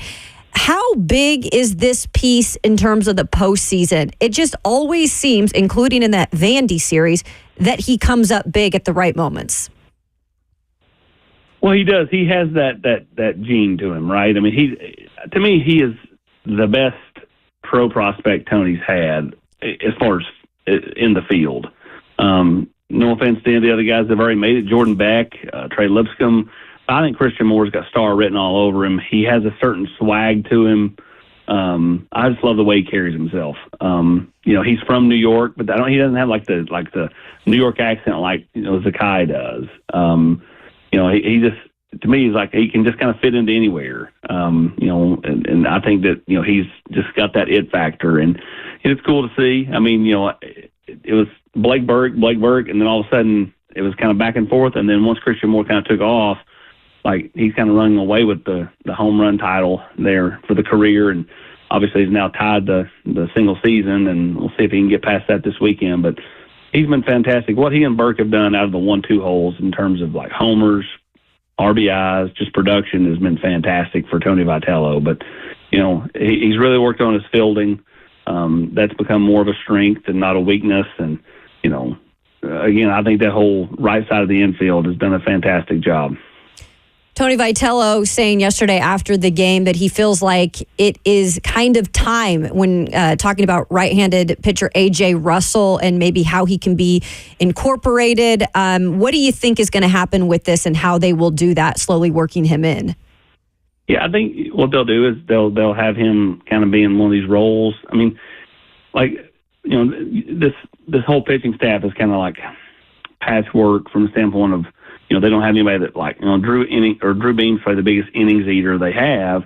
But even those days, they have Aaron Combs to come in, just like, when they start Stamos and they bring in A.J. Causey, or, they have the kind of the rotation on Sunday. I think what you'll see is him be a 2 to 3 inning guy, and, they'll try to plug him in where they feel like they're the weakest. So I'm not sure you see him necessarily start. Maybe he does. Maybe he starts Friday night. But I think that in a perfect world, they'd love to kind of ease him in to a game where, the game's already got the flow to it, and kind of see where they go from there. But, Tony's, not been shy to bring back a player. They did it 2 years ago, late in the year, off injury, and kind of let them kind of feel things out and figure out where they're at. And I would say that, with AJ, it's just about finding the right spot for him, because he's definitely going to be an asset. The question is, how much can he give them? Whatever he gives them is more than he has been giving them, which is a huge addition for the staff. And then just kind of where does he fit into the puzzle? Austin Price of AllQuest.com is our guest. VolQuested on 3 at Austin Priceless on Twitter. Austin, I know you guys wrote last week about Tennessee wanting to get a contract extension done with Tony Vitello. Is there any timetable for that happening, or is this just very early and looking at that being a possibility perhaps this offseason? Yeah, I mean, I think it's a possibility. Do I think it happens by the end of the year? I mean, I'd probably lean no, but at the same time, I think that, Tony doesn't really want to go anywhere. I know that the Texas stuff's going to dangle out there, and you go, but, if you heard Tony's interview, during the game the other day, just talking about, being at a place that is all in, for Tennessee athletics, or wherever, right? Like, it's such a big deal. The state shuts down when Tennessee plays and all that. Like, I think that they're doing everything they can with Tony. They've done all the stadium renovations and stuff. I mean, all that's, it's for the program, for the players, but it's because of what Tony has built in his time here. So, again, I think there's a real commitment level behind Tennessee baseball to make sure Tony's got everything he needs, both personally and then professionally. The real question is kind of like, what will Tony's staff look like next year? Josh Elander's, going to be somebody that schools covet. I'm surprised that he didn't get a job this past year. He had an opportunity or two, just chose to stay. I would say he'll get more opportunities. How much longer is Frank Anderson going to continue to, coach pitching? It'd just be interesting to kind of see how all the dominoes fall. But, yeah, I think they're firmly and fully behind Coach D. And also, doesn't it seem like when you build someone a stadium or a facility that they get to put their fingerprints on, it usually lengthens their time in staying at that place? Is that a fair way to look at this? Of, look, Tony Vitello's probably putting where walls are going or not going and how he wants this facility to be built, and that may help him stick around for the foreseeable future. Yeah, I mean, I think all that stuff, the dots connect, and again, I just think, Tony appreciates the passion here. I think, he's an Italian guy and, like, comes with a lot of a passion, and I think he loves the fact that the fans are so rowdy. I think that the fans mimic his persona in a lot of ways, the bravado that he brings, and, he gives it back to them in spades from a standpoint of, he's so accessible. I mean, after games, he is taking pictures, signing autographs, doing all the things. His team does the same stuff. And, again, I think there's a real buy-in there with Coach Vitello, and there should be. I mean, he's made Tennessee baseball an event. Before it was, just, people that were just kind of casual fans and stuff. I mean, people look forward to it. I mean, I know people now, we're sitting here on a Wednesday, and I know people that were 2 days ago on Monday going, man, are you going Thursday night? I can't wait to be there Thursday night, And, 10 years ago, nobody was thinking of on Monday about the Tennessee baseball game 5 days later. Like that's a real testament to everything he's built and done here. So, Austin, we had a conversation on Monday about that in general, the state's attention to Tennessee baseball, and what does that mean for Vandy, and what does this mean for the series also? What has this series turned into, whether the coaches, it matter to them or it just only matters to the fans as far as Vanderbilt versus Tennessee? Well, it matters. Don't let Tony or Tim Corbin tell you it doesn't. They know it matters, and there's a nice little rivalry there, and they both want to beat each other, and I will give Coach Corbin a ton of credit, for that. What a classy gesture that he had Sunday, for the young man from Rutherford County, and thoughts and prayers continue to go out to them, and but I mean it should be a rivalry. It's what makes college sports fun. You want to see Vanderbilt had their way for several years, and Tennessee started to push back, and now they've had their way a little bit. Now Vanderbilt is trying to push back, and it's what makes college sports fun. It's never fun. I mean, think about how much more fun Tennessee Alabama was 2 years ago.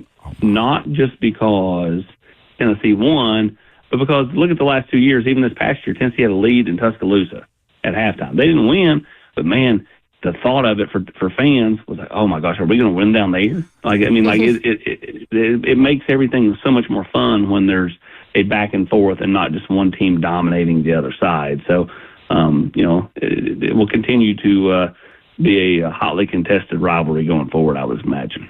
Austin, we got the NBA Draft Combine started up on Monday, and Dalton Knecht getting a lot of praise. He had a lot of hype in that day one. What can you tell us about just where you think he could land in this year's draft?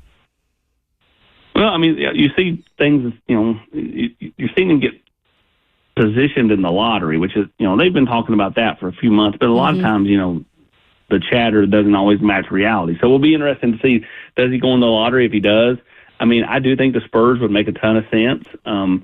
Just kind of the young nucleus they have down there, and they have arguably the best freak young player in the game, and he's still figuring things out in Wembyamba, and I think that would be a really nice pick. I know my daughter would love to see the Grizzlies take him, and I think they got the ninth pick. They have the ninth pick. I forget what draft pick they have. Yeah. And so she's like, do you think the Grizzlies will take him at 9? And I'm like, I don't know. I'm not. I wish I knew. I wish I could tell the future.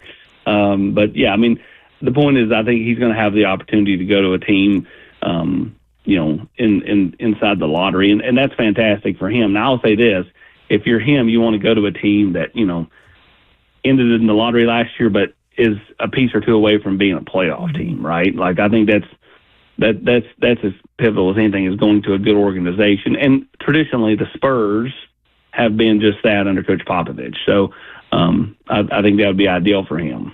Is that Coach Barnes' highest selling point right now as it pertains to Chaz Lanier potentially coming to Tennessee or trying to decide between Tennessee, Kentucky, that, hey, look, we got lottery picks here? Sure. I mean, Kentucky's going to have lottery picks too. I mean, I think, I think for any of those kids like a Chaz Lanier, they've got to figure out kind of what is their drive, right? Is it straight NIL? Is it a little bit NIL and a little bit development? I mean, what does he want? Is it simply highest bidder wins? Or is there more to it than that? And each kid is different. And so I'd say for Chaz Lanier, he's trying to figure out exactly what path he wants to go at this point. And I'm sure we'll find out in the next week or two ahead kind of, what he's thinking. Austin, are you off to Carlsbad, California if Tennessee golf finishes the job today and makes the NCAA championships? No, I'm gonna be off to Boston next week to play my own golf. There you go. There you go. But hopefully they can finish it off. I'd love to see Bryce Lewis make a run here on this final round and try to win, regional individual championship. But yeah, I mean, barring kind of some weird shenanigans like Tennessee, if they just go out and play solid today, will be into the NCAAs. And the way I look at it is really they're in first because right. They're the 1 seed. They're playing at Texas home course. Texas was going to win this 99 out of 100 times. Just like if this thing was being played at Tennessee National, Tennessee would win 99 out of 100 times because you're going to win on your home course. The sight lines, all that stuff. All the angles, that you can take off the tee to be aggressive. And so, after last year, the disappointment at Auburn when they did not make it, and that was with Caleb Surratt. I think what this team has done this year has been unbelievable. First number one seed in program history, losing your best player at midterm to Live Golf, and what Bruce Murphy has done. Yesterday, he shot 68. Now I call him Christmas tree because his scorecard has more red and green on it than any kid I know. But he is fantastic, and he's just a redshirt freshman. What Evan Woosley-Reed has done this year, Bryce Lewis stepping up and being the player that we all knew he could be, Jake Hall. It's just been a really nice year, and I thought yesterday was a testament to that. They started horrible, and they were 4 over on their round through the first 6 or 7 holes, and then boom, boom, boom, a bunch of birdies, and they end up at 12 under going into the day, a 15-shot lead on the 6th place team, which, again, the top 5 teams make it to NCAA's out in California at La Costa. I love it. Austin Price, our guest every Tuesday on Wednesday here today at Austin Priceless for the best Vols info out there. Austin, thank you as always. Thanks, Austin. Appreciate it, guys. Thank you. Yep, there he is, Austin Price. Come for the football recruiting, stay for the golf update. Right? I would have the advantage if a championship was played at Two Rivers at Mount Juliet. I'd be wiping the floor with all of you. Coming up, have you guys seen ESPN's Week 0 and Week 1 college football slates? We have times of college football games. Football is back. We'll give them to you next.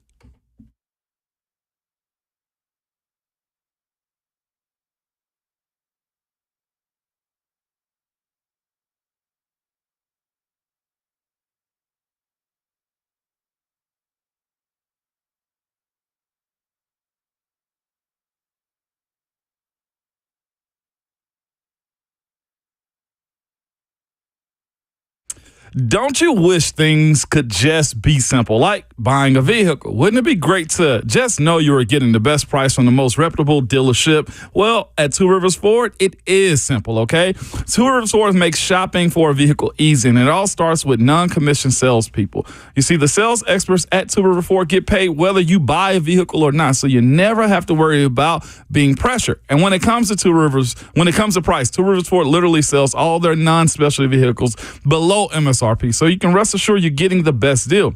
When it comes to the reputation, I told you a second ago, Two Rivers Ford has been around for decades. They're reputable as it gets. In fact, they're one of the top Ford dealers in the entire nation. The best price from a locally owned and nationally recognized dealer, plus non-commissioned salespeople. No wonder Two Rivers Ford is the South's most trusted Ford dealer. Find them in Mount Juliet, just 7 miles east of the airport, or online at tworiversford.com.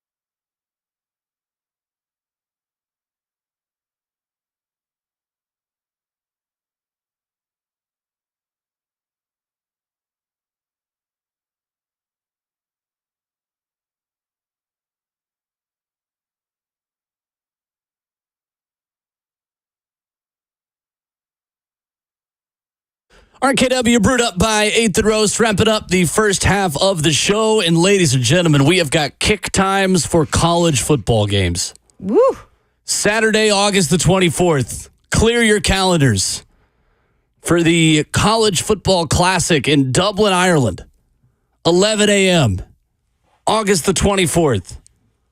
Florida State, Georgia Tech. I've been happy. We are so back. We are so back. Ramon Foster, Kayla Anderson, Will Bullock. So you've got FSU, Georgia Tech, that week 0. Then you've got the Cricket MEAC SWAC Challenge kickoff. Oh, yeah. Come on, man. baby. Come on, Give me man. Florida A&M and Norfolk State. I love that. Yeah. Put them on prime The time, baby. Rattlers. Woo. That one's on ABC. Yes. Sounds like a new kind of vape. Big time, Hey, right? can I get one of those Max Swiak? What'd you say? MEAC SWACs. Speaking SWAC? of Yes, the love SWAC, that. everyone's least favorite former SWAC coach that opens his season August 29th Butch Jones. as Colorado hosts the Bison of North Dakota State. Oh, the Dion. Okay. All right. I was thinking Butch because I was thinking, where's he at again? No. yes. Butch is Butch Arkansas Jones State. coached in the SWAC? No, he No, did not. we were Butch thinking would- before you can't said recruit that. the SWAC. Not even Yeah. a little bit. No. Before you said the actual No, SWAC. I just want to throw his name out there. Temple at Oklahoma, Friday, August 30th at 6 p.m. And then TCU at Stanford, a 9:30 p.m. game. I will enjoy that after whatever high school football game I'm at that Friday. I love the late Friday night college football games because when I get home from calling high school football games, I want to watch more college football. And then Saturday, week 1. This is as good of a week 1 slate as we have had in a long time. And this is just the games on ESPN. Listen to this. You're going to start with College Game Day in College Station. Then Clemson, Georgia in Atlanta, ABC, 11 a.m. Nice. You want to know how far Clemson football has fallen? They're starting the season at 11 a.m. Tell them. That is how far Clemson football has fallen. At 2:30 on ABC, the first SEC on ABC game. Miami at Florida. Look at Florida out here playing non-directional schools Come on, baby. in week 1. Because usually all their players are suspended for the first 3 weeks before they get to play Tennessee. Then they'll be unsuspended by the time they play the Vols. This time they get to actually play a real opponent that's not the University of South Florida, respectfully to Alex Golish. Let's go. Colorado State at Texas at 2:30. Western Kentucky at Alabama. Go Tops at 6. The Kalen DeBoer era begins. Then you've got Notre Dame at A&M at 6:30. Saturday, August the 31st.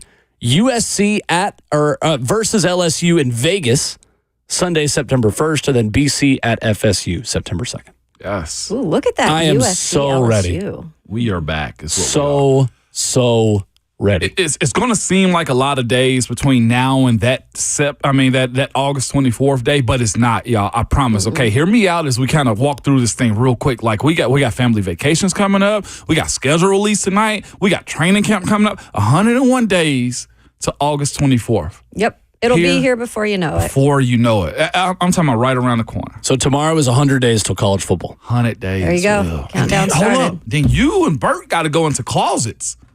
The NCAA football's dropping. I mean, what are we that's talking July. about?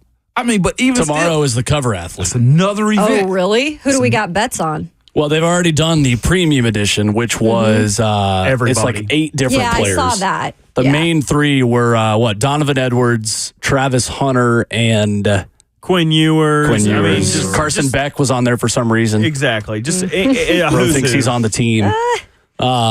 I didn't want you guys to have to find out like this, but I am putting in my 2 weeks when that game comes. To work for that. No, just to play that Yeah. game for Yeah, 2 I'm weeks. play putting the in game for 2 weeks. my 2 weeks vacation notice The hiatus you're for going to those go 2 on. weeks. I will build Kennesaw State into a 5-time national champion by the time I come back from that vacation. Go There you Owls. go. I think I have all my sick days. I'll probably tack those on too. What team are you going to take over?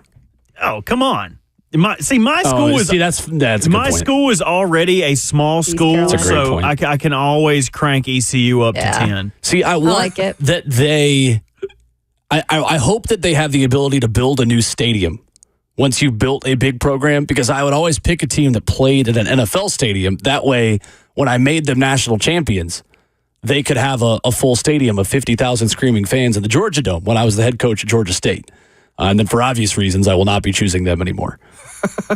Is Louisiana Monroe is my best one. there a way at the end of the obviously it launches, and then that first year, is there a way to see how many people picked a certain university to play, like their They'll have favorite? those- I would love to see. They will put out those statistics. Yeah, I really want to see that. Madden does that every year. Like how many that. games were won by your team, how Yep. many games was lost by That's your actually pretty team. savvy right there. Yeah. I'm picking Tulane. Yeah, Okay. the Green Wave. Yeah. That's too easy, honestly. They're too good. I You got to love go that. bottom of the barrel. Still group of five. Still group of five. You look like a Toledo man to me. I did Toledo at one point too, yeah. Some action? Maction is fun. Maction is very, very fun. I think I'm going to take my talents to. I thought it would come to me as I said this sentence. I didn't know where I was going with this. I'm going to go with back to Eastern Michigan, Ypsilanti, Michigan. Does Dallas Baptist have a football town? I'll have to look that They up do on not. the break. Only baseball. 615-737-1045. Halftime of the show coming up to begin hour number 3. Another look at the scheduled games we know. And our friend Tyler Dunn has added one primetime game that he is hearing is happening this NFL season. That's next.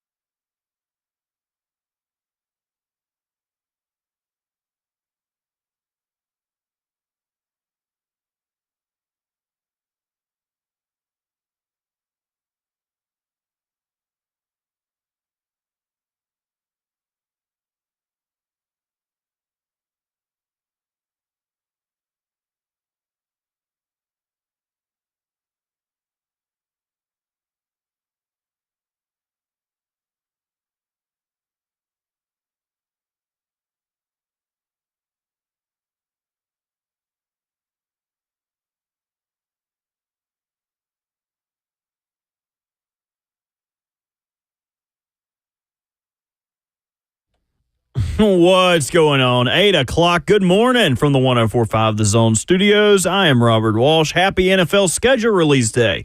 Full schedule releases later tonight, but games are going to begin to leak out as the day goes on. Here's what we learned yesterday and this morning. In Week 1, Steelers and Arthur Smith taking on the team that just fired him, the Atlanta Falcons. Also, Week 2, Dolphins and Bills going to take center stage on Thursday, finally giving us a good Thursday night game for a change. So Chiefs will have Joe Burrow and the Bengals 1 week after starting the season against the Baltimore Ravens. Speaking of the Chiefs, we know their Week 7 matchup. It will be a rematch of the Super Bowl against the 49ers with Tom Brady on the call. We also got the international schedule released earlier this morning. We already knew about Green Bay and Philadelphia in Brazil, but how about the London slate?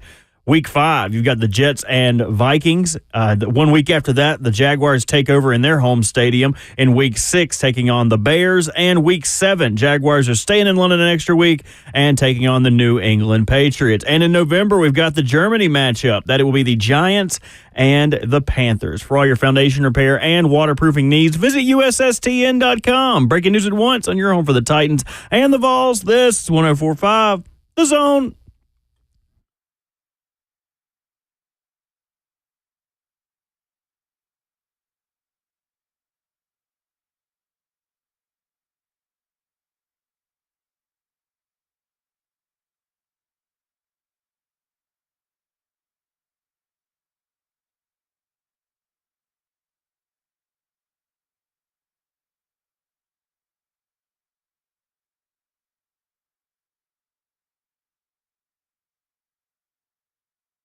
Welcome into hour number 3, the second half of your Wednesday morning. You could call this the exact midpoint of the week.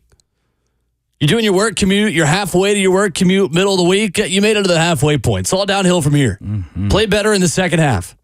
Ramon Foster, Kayla Anderson, Robert Walsh, Will Bowling, live on Facebook Live, YouTube, Twitter, or Twitch. Please. Just go to at 1045 The Zone on any of those platforms. Hit the follow button while you're there. We're approaching on YouTube, by the way, friends, 10,000 subscribers. Let's go. On the 1045 The Zone YouTube channel. You can be another subscriber there. Add your voice to the F&M Bank chat. It's kind of like a big group text. It is. With all of your closest friends, maybe some of your closest enemies as well. But There's those great are trolls on entertaining conversations too sometimes. If you guys haven't subscribed, please do that because the company makes me make fake emails to subscribe to this YouTube channel. Dad, you're the one that's been doing that. I've been having to make hundreds of these for months. So if people could subscribe to get us to 10,000 so I could take a little break, my fingers are carpal tunnel-y after all that. You don't want that. You're too young for that. Oh, jeez.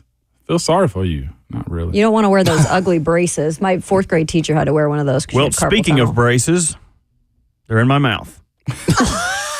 Those ugly braces. What's wrong with you? Don't want to have to wear that. Oh, goodness. Just crapped all over you this morning, Burke. That's terrible. That's what I get, man. He's getting them off soon, though. He's going to be a brand new man. So. Hot Burt Summer loading. I'm telling y'all. I recently just got Cheyenne a big stick. Whoa. Oh. Keep all the women away with. Yeah. Smart. That'd be great. I got the magic stick. What is wrong with you, Robert? When are you going to grow up? A lot of things. A lot of things. It's the 8 o'clock hour. My dog's up and ready to go this morning. Oh, I thought you said your real dog, Zeus, was up and listening. Oh, Zeus is by far one of the most chill dogs you've ever met. We took him to the park this past weekend, too. Yeah, he was good, man. He was exhausted afterwards, though. Goodness. He's getting up there, the attention he was getting. It's like he was the most popular thing at the park this past weekend. 615-737-1045, our number. Coming up in 15 minutes, what is the Titans storyline you are most tired of? What is the conversation either we are having, social media is having, that you just don't want to hear anymore? It could be Tavondre Sweat's weight. It could be Cedric Gray with a green dot. It could be J.C. Latham moving from right to left tackle. It could be Treylon Burks. It could be anything. There's a lot of them. Many storylines. Will Levis, Tyjae Spears, Tony Pollard, anything. I can't wait. 615-737-1045 for the Titans storyline you do not want to hear anymore. Titans opponents will be announced tonight. NFL schedule release going on. I know A to Z Sports Primetime will be joining the 1045 The Zone TV channels. as well. Again, another opportunity where you can annoy Robert Walsh in the chat with your comments there. Titans home opponents. AFC South, of course. That's the Colts, Jags, and not the Oilers. Patriots, Jets, Packers, Vikings, Bengals. Home opponents. Road trip options for Titans fans this year. AFC South, of course, plus Dolphins, Bills, Bears, Lions, Chargers, Commanders. If you were taking a road trip to see the Tennessee Titans play in one of those road games, where would you go? Which one am I going to? Between Dolphins, Bills, Bears, Lions, Chargers, Commanders, plus the AFC South. Buffalo. And are you going to actually it. do it in the coldest time that they could get it? I would go probably early December. I don't want like 4 feet of snow. Buffalo, because of it's the history of the city. I mean, you got to go there, at least try the wings, and I want to see their crowd if I'm tailgating. Like those are my reasons. I want to go for the show. I want to go to Chicago. I've visited Chicago before back in the day when I was a kid, but just to, and again, you know, their future of their stadium is going to be interesting what happens with that. So I want to experience Soldier Field. I want to, you know, see what it's all about in terms of a game day. It's really something cool. Yeah. When you drive by that stadium, it's just like it just sticks out. It's just really cool to see that. So to be a part of it inside the stadium and a game like that. Now, I'd love to go a little bit warmer time of the year, but I'd take it does, and it gets windy and humid, but I do the winter too, actually. Yeah. I would just be able to bear it. Better kind of pizza, Chicago style or New York style? I do love a good Sbarro slice. Get me a New York slice. Yeah, I'm not super. I love pizza in general. So as long as it's done correctly, like I can do a deep dish, but I probably can only do about a piece and a half because it's so deep. You know, it gets thick. But I like New York. It's greasy. Which one you picking?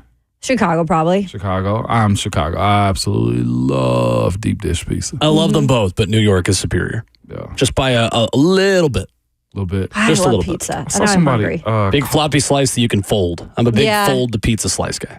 If you were asking what game I would go to if I was a Titans fan, got to be the Chargers game because it is a win-win. If you win there, it's great. You get to talk crap to all the fans leaving, all the tens of them leaving. Yep. And if you lose, no one is going to say anything to you. No, they don't know. They don't even know who the other team is. They're just happy that someone's in their area. Plus, California should be good weather. SoFi.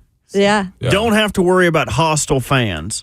That's very That's a true. good point. And for what it's worth, it might be a little more cantankerous. When I went to the Ravens-Jags game, it might be more cantankerous for the Titans-Jags. Jags fans were very hospitable. They were not rude. They weren't Interesting. Tampa Bay fans, total opposite. Jim freaking Nance in the YouTube chat, F&N Bank chat, says Joey's that used to be in Nashville was the best. 100% correct. What style? Joey's House of Pizza was New York style. Cousin Roger adds that as well. It says Joey's in the arcade. So that was Manny's that was in the arcade. Manny was Joey's brother. Oh, my. So you had these families that were Brooklyn families that made really good Brooklyn large floppy pizza. That the kind where if you did not know what you were ordering when you got up to the counter, it was, hey, bud, come on. What do you want? Like it was very real. The daughter would remember you if you came in like more than like 2 or 3 times. Oh, hey, Will, what are you having?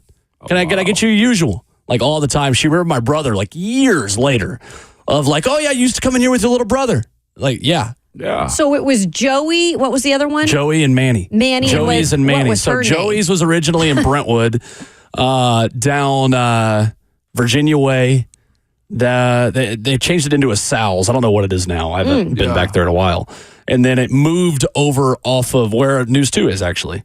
Over there off of what's that road called? I ain't got a clue. I don't know. But it was over there east of town, downtown, and then Manny's was in the arcade. And I don't then remember they what the daughter's all name was. They have a food truck now. I think they made so much. They're like, good for we're them. good. We don't need to do this anymore. So do good. it. That is why I side towards New York pizza is because I was raised on Joey's. Gotcha. Anyway. Okay. But 312 in Nashville also Yeah, 312 is outstanding Chicago-style pizza. Haven't heard of these places. Giordano's is the chain one that's the cookie cutter Chicago style. The big one up there. Elm Hill. There you go. Thank you, Preston, in the F&M Bank chat. Off of Elm Hill. That's where Joey's was. I figure these places out. My answer is Detroit. Also pizza related, because Detroit-style pizza is something I've not had that would be very good. I would want to interview all the Lions fans to find out if they actually went to the draft or if someone paid them to go to the draft. Ooh. Just to beat the Nashville record and motivate Detroit's us. like in between a lot of places where like numerous people could have drove to, like Chicago. You got Ohio right there. You got Pennsylvania, like not that far of a drive to Detroit. And I probably almost guessed too, the Canadian side came over too for the NFL draft. They really, I think, that was a disadvantage.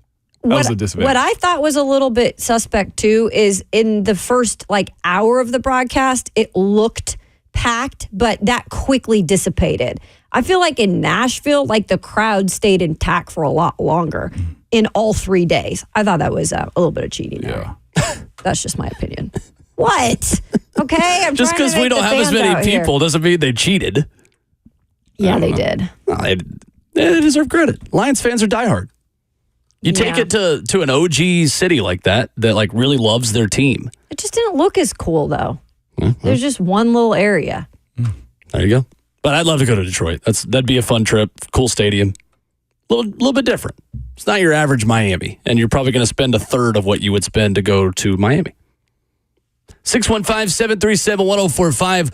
What Titans storyline are you most tired of? We'll react to that next.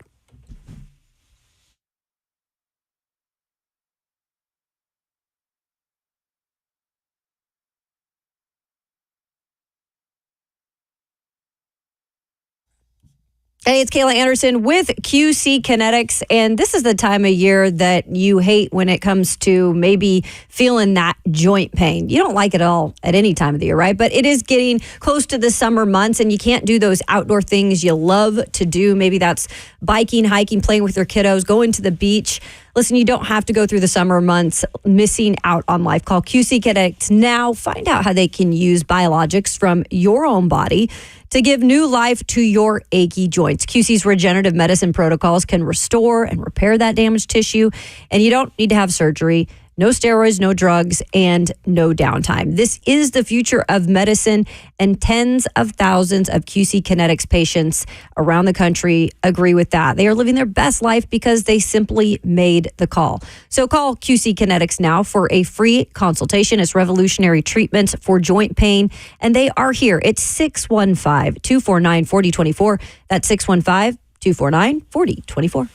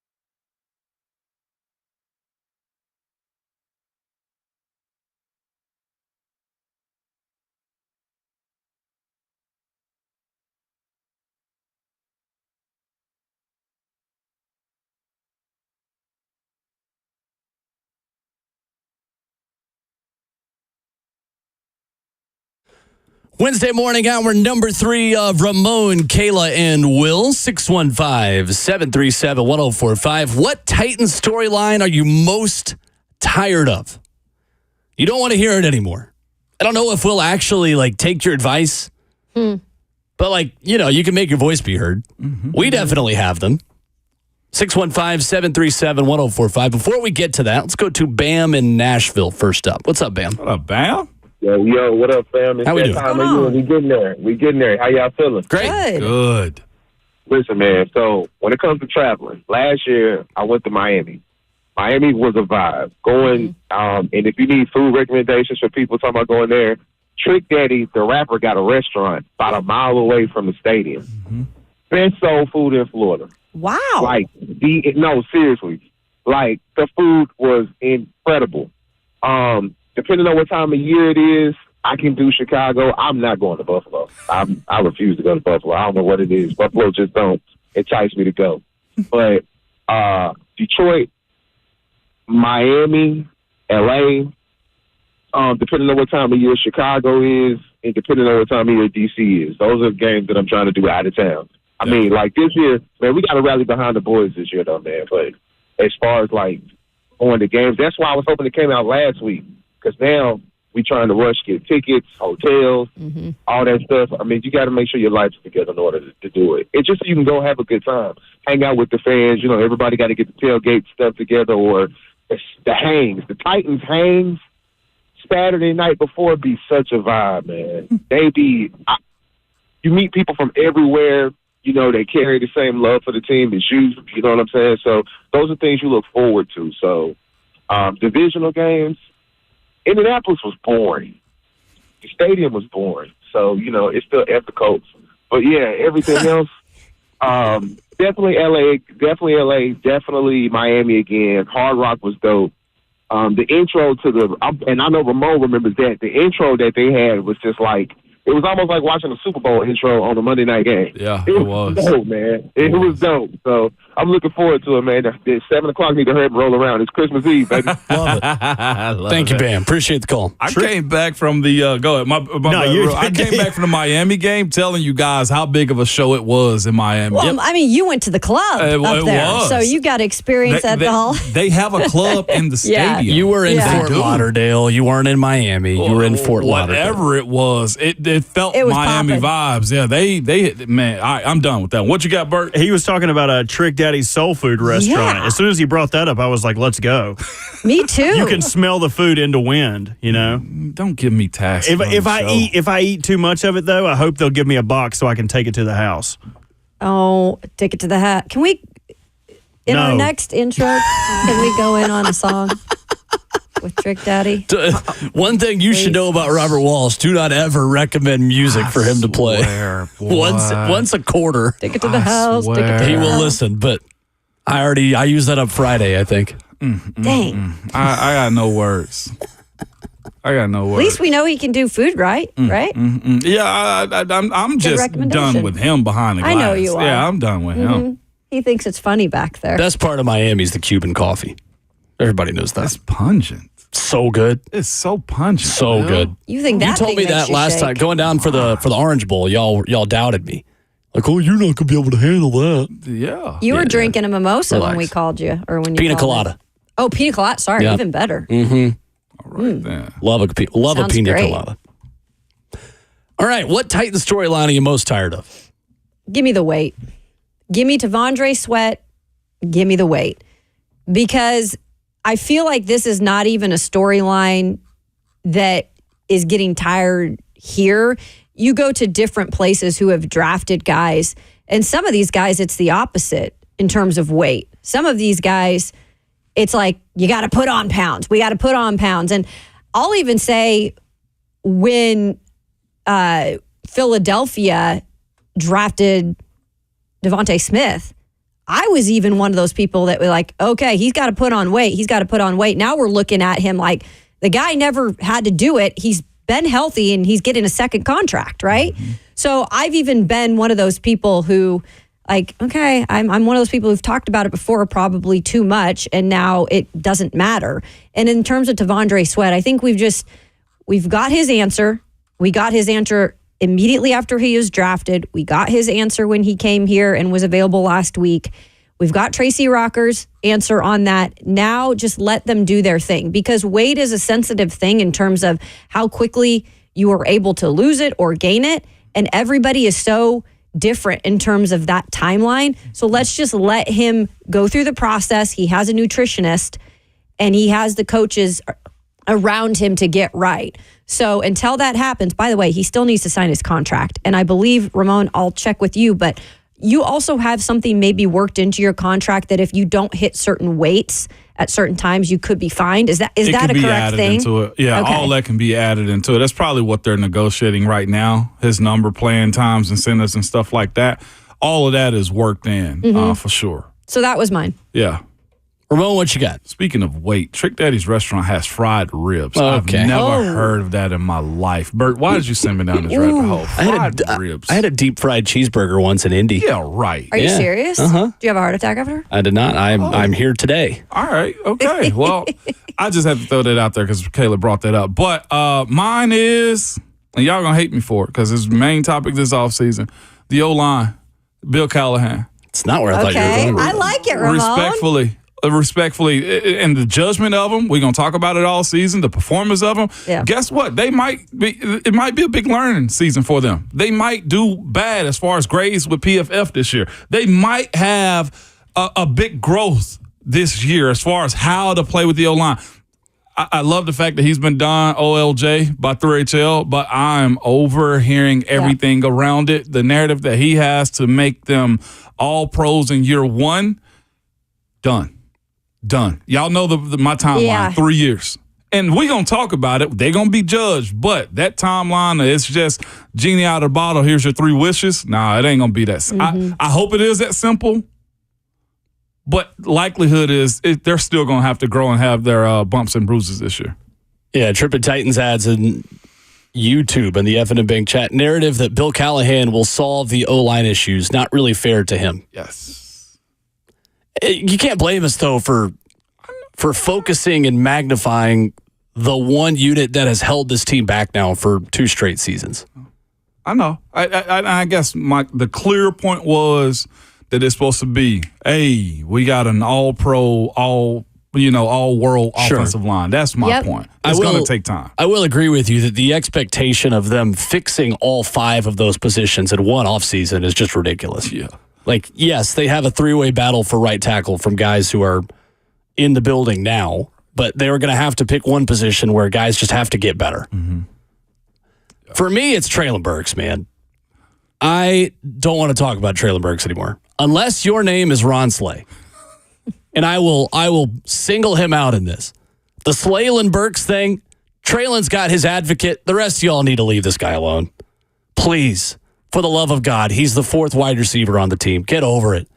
This idea that it is more important for a first-round pick to succeed than it is for your offense to be good, first of all, is crazy. The fact that any of you, I'm not going to call anyone stupid, but this is an idea that is starting to flirt with stupidity. That, I don't want to get Tyler Boyd because I want Traylon to succeed. You should want your team to succeed first and foremost. All right. If Traylon Burks wants to be successful, that is completely under his control. It has nothing to do with the slot receiver that was brought in to play in front of him. But this piece from Bill Barnwell at ESPN.com mentioning a 2025 5th-round pick to the Pittsburgh Steelers in return for Traylon Burks. It's just not going to happen, guys. It's not going to happen. We have been so programmed to believe that, 3 wide receivers in this offense. You played 12 personnel, 2 tight ends. You just need 3 receivers. Everyone else in the NFL has been playing a different game than you. Everyone else in the NFL knows, hey, you need a 4. You need a guy to be a backup. If Calvin Ridley or DeAndre Hopkins gets hurt, Traylon Burks becomes a very important piece of this offense. And odds are one of those 2 guys will have to miss a game. One of those 2 guys will be limited for something in the middle of the week. Having depth is a good thing. Just because you are thin at right tackle and you're thin elsewhere in this team doesn't mean you get rid of the one depth piece you have at a position you're never deep just to have a right tackle that might or might not be a guy. I am so tired of hearing about the Traylon Burks thing. Just let the guy do his job, work in silence like the G in lasagna, and maybe he'll surprise you. Great. If not, Cool. You got 3 other really good wide receivers. I'm so tired. No one else is talking more about the 4th wide receiver on the roster than us. Yeah. And unless your name is Ron Slay, I don't want to hear it. Well, and look, and I'm not a fan of the team. I cover the team, but from people I hear, I think the biggest frustration is they keep on talking about it because of all the stuff that happened with him being a first-round pick, and it's always going to be connected to AJ going away, no matter what you want to talk about. If he was a second-round pick, I don't think we would be probably talking as much about this, but I just think that people keep it on their mind because it's another failed to this point first-round pick that hasn't panned out. And again, I think he has this season to prove himself and be able to solidify a spot in the future on this roster. But up to this point, it has not worked out. I don't think he's got any chance of getting a 5th-year option at this point. Like, I understand why people want to talk about him, but there is no way that guy is getting a 5th-year option for $12 million in his 5th season. It's just not going to happen. We'll see. Like, I don't know if there's any stat line where Treylon Burks gets a 5th-year option. At this point, anything he gives you is extra. And that's great. This is not like a negative on Treylon comment. And I understand why Titans fans feel the way they feel about the A.J. Brown part of this. I totally get it. But he's got his advocate in Ron Slay. Slay can champion this, and we're good, right? Like, he's a 4th wide receiver. He's going to do in-breaking routes and be a deep threat. Great. We'll see what happens. I'll say this. If he goes out and get $950 this year, I think there's a conversation of do you put out the 5th-year option? And again, there's been receivers that have similar numbers, get on late. But for the most part, to Will's point, the ones that get the 5th-year option pop in year 1. If he's getting 950 yards, then I think, unfortunately, someone's gotten hurt in front of him.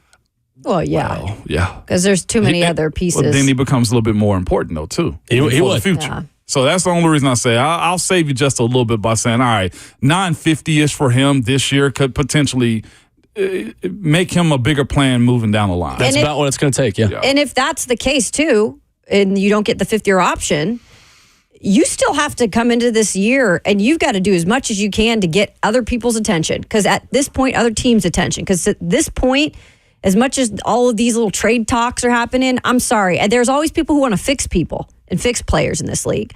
But this year is huge for him to get, opportunities that are actually meaningful other places.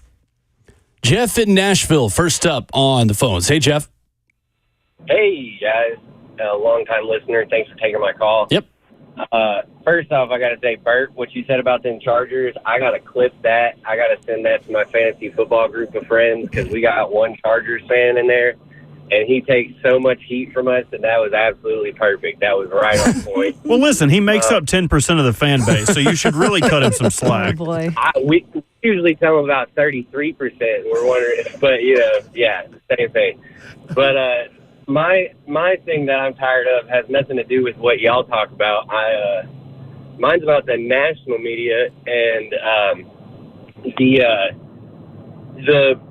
the ranking the Titans get every year. And I kind of have a question for y'all, whether y'all are ever happy with the rank that you see the Titans get before the season starts. Like, I know we weren't the worst team in the league last year, and we've done nothing but make huge moves to improve our team. And some of these national media takes I'm seeing, we're at like 31 or 32. And I feel like even in our years of 2020 or any year, we're always on the lower side, and I'm just never happy with it. I'd like to hear what y'all have to say. Love this. Thank you, Jeff. I have an immediate answer from it, and it comes from a Titans legend. Mm-hmm. Brad Hopkins yesterday opened up the show with it. For the most part, I think he was just like, you're not important enough. You hadn't had a profile big enough to garner that type of attention.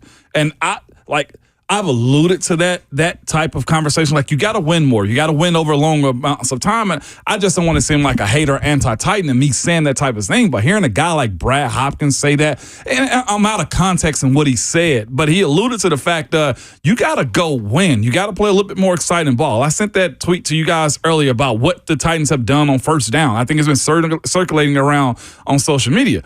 On first down, you've ran the ball more times than anybody in the NFL. Well, you've not thrown the ball. The exciting style of ball, I think that's why we're having the biggest conversation about Treylon Burks is, why will we keep another wide receiver? Well, it's because everybody else has this amount of wide receiver that can make plays for you. The profile of this team has to grow a little bit bigger for you to start getting that respect. Like, you look immediately after the draft. You get certain teams that get great billings. Oh, they had a great draft. Why? Because their team, Green Bay, they're Dallas, they're Kansas City. Even Washington, where it's been crap. They're Washington. Like, the people want to talk about them because they're Washington. They're a bigger market, right? There has to be a change in the way this team wins and play ball. And it ultimately comes down to simply just straight winning. Like, you feel so much. A lot of people feel great about Buffalo, right? Because they got a Josh Allen. They've won big primetime games. And. Other than the 2020 season as of late, or was it 20 or 2021? Both of those seasons, right? You got to ask yourself, 19 through 21, those seasons right there. That's been the speed bump for this franchise. Like, we got to get back to that. Yeah. Doing that over a long amount of times, an extended amount of time, is what gets you that national respect right there. It simply does. What was his name? Josh. They call in a second. My bad. Jeff. Yeah. Jeff. It simply does come down to how you win, who you beat, and when you beat them also. Yeah, and I get it. It is annoying. And I think sometimes they are snubbed in certain situations in terms of who's above them. But that's also the way national media does their things, whether it be a bigger market, right? The team could suck, but they're a bigger market, so they want to talk about those storylines more. Or the other thing, do they have a sexy quarterback? Is it a quarterback that's drawing a lot of attention just coming out of the draft? Or like C.J. Stroud, he has a monster year. I will say this, if Will Levis starts to ball out, I feel like the Titans will start to garnish more attention in every way. But again, that's because he's a quarterback. And I think, when you have a quarterback like that, they're going to garnish attention to the market, no matter what size it is. I don't know, though, because Ryan Tannehill had 2 really good seasons and he never got any respect for it. He's still boring. I don't know. That's my thought. I know that's weird to say, but Ryan Tannehill was still Ryan Tannehill. It's just not much around that. Levis is like fiery, like Levis got a personality. If he can go and match that with his play, I think he could have some eyes coming this way. I just don't care about national attention. I've lived here my whole life. We have really good local media. You have the Zone. I just don't care. I'll push back. I Some think people you do, will though. care. You will care. We've had it before. You will care. I've never cared. You in your adult life, you will care if the Titans are a premier team. Because that means you're winning. Yes, a premier team, but I don't care to hear them talked about on First Take, followed by LeBron versus Michael Jordan discussion. That's what I don't care about. No, I've had it before.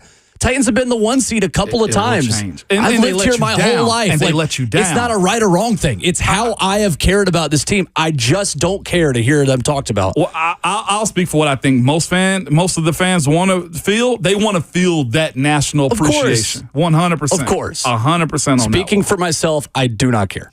I understand that. And that you might be in that 0.5%. I don't think it's 0.5%. I think it's 0.5%. Most fans will absolutely put it love to Twitter. At Ramon Kayla Will, we will put it to a poll. Do you care about the Titans being talked about by national media? I bet it is close to 50-50. Yeah, I like that one. I'm excited. Speaking of sports media, some sports media news yesterday. One analyst out on a primetime NFL desk, and another analyst that is joining a new home because of Tom Brady. We'll tell you who Greg Olson will be working with coming up.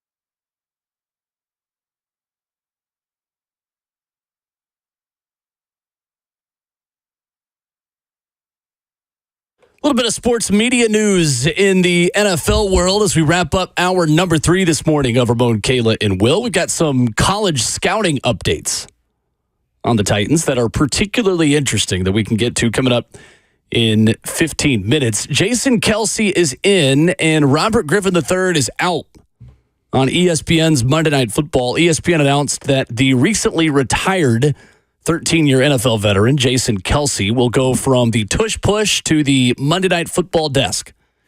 Joining the cast that will include Scott Van Pelt, Marcus Spears, our friend Ryan Clark, Adam Schefter, Michelle Beisner-Buck. RG3 not on the list because he will not return to the show.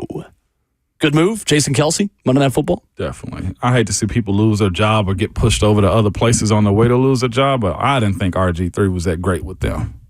I just didn't. I wasn't a fan of RG3 on the NFL cast.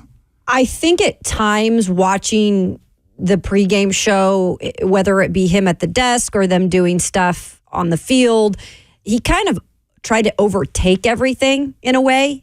And I think with that show in particular, you got to let everybody shine in their lane. And I think at times he just tried to do too much.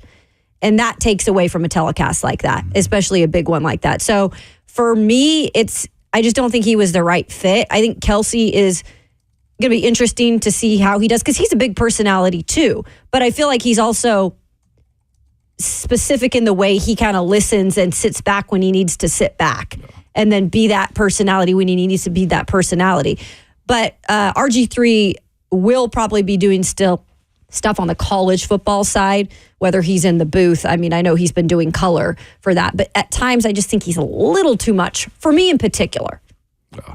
Meanwhile, at Fox, Greg Olsen, as expected, will be paired with Joe Davis on Fox's number 2 NFL announcing team. The voice of the LA Dodgers on television, former voice of the Montgomery Biscuits. Yeah. Because if anyone has worked in minor league baseball, I will tell you it as I know it. But voice of the Dodgers, voice of the World Series on Fox, a tremendous broadcaster, in my opinion.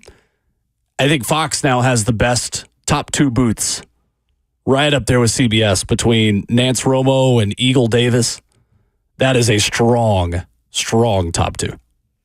It'll be interesting to see the chemistry these two can build because with Greg Olsen, I think him and Kevin Burkhardt, by the way, I love Kevin Burkhardt. I think he's just a pro's pro and a good person overall, but I feel like that chemistry was just from the start instant. So it's always interesting to see with these two guys being pros, obviously, how their chemistry will be. And so we'll see that kind of evolve on the broadcast, but that's always my favorite part to some of these duos and trios that are doing these big broadcasts is how is the chemistry. And the same thing goes with Tom Brady and that crew on the A team. Yeah, I just can't believe Greg Olsen got bumped down to the B team on that one. That was just kind of unique. But I guess if you're paying Brady, was it $30 million a year, whatever, he's getting broke off. He's definitely first team. So they have worked together in the past, Joe Davis and Greg Olsen, when Kevin Burkhardt was out for Fox MLB postseason responsibilities. Yeah. So they are certainly accustomed to working together. Joe does a terrific job. Greg does a great job. That is going to be one of the most underrated booths in NFL football to me. Yeah, I'll just tell Tom Brady, don't miss. Don't miss. You have regrets about the roast. You can't mess up when it's live and you got to perform and people are going to, I think he'll be given a lot of grace because he's Tom Brady, but the judgment of what he says and how he evaluates the game, I think is going to be a little bit different than most. I don't know if he's going to be given grace, though. I think people are ready for Tom Brady to mess up. I really do. I think the expectations are so high because he took a year off to get ready for this. Like, all right, Tom, if you're going to take a year off to prepare for being a broadcaster when you're supposed to do this last year, it better be really, really good. Yeah, that's what I'm expecting. And of course, we're going to have to hear about it all the time, but he cannot miss, especially with the way Romo came out swinging. He's the reason Romo's the reason Tom Brady's in this role right now. Yeah, and Romo was not even remotely as talked about as a quarterback in the greatness as Tom Brady. Yeah, 100%. You know? Yeah, interesting. We'll see. We will see. A lot of that will do with how Kevin Burkhardt sets him up Kevin is so good. Yeah. That it'll make it a lot easier for Tom for sure. Our poll questions, we've got 2 of them. At Ramon, Kayla, Will. One food related, one Titans related, of course. Get you a show that can do both. The food related, choose your fighters, Chicago style pizza or New York pizza. You guys both voted Chicago. I went New York. 71% says New York. Well, we got a lot of New Yorkers here, huh? Brian Rice responded, our friend from Knoxville, said Chicago style, quote, pizza is just pizza topping soup in a bread bowl. I'll eat it because meats and cheeses are always a solid choice, but let's not pretend it's pizza. Fighting words. Oh, yeah. It's legit. We'll drive and I will. And then our question on the Titans, do you care about the Titans being talked about by national media? 80% of you say no. 167 votes siding with me. That ain't number BTS coming up. That ain't number some BTS coming up. Think about how much Titans fans were scolded, though, for Mike Vrabel being fired. And how much national media said he would be snatched up immediately. And local media, many of us were wrong on that, myself included. Yeah, mine too. And Titans fans are right. So, I mean, I get that disconnect is maybe bigger than it has been in a long time right now. That is, I can't believe this poll is going this way. And then the fact that when they were the number 1 seed, everyone told you, well, you're the worst number 1 seed ever. Before the game was even played against the Bengals. And then, unfortunately, what happened. 615-737-1045. You can discuss that in hour 4. Coming up, some scouting news. Rand Carthon's connections paying dividends once again. We'll tell you how next.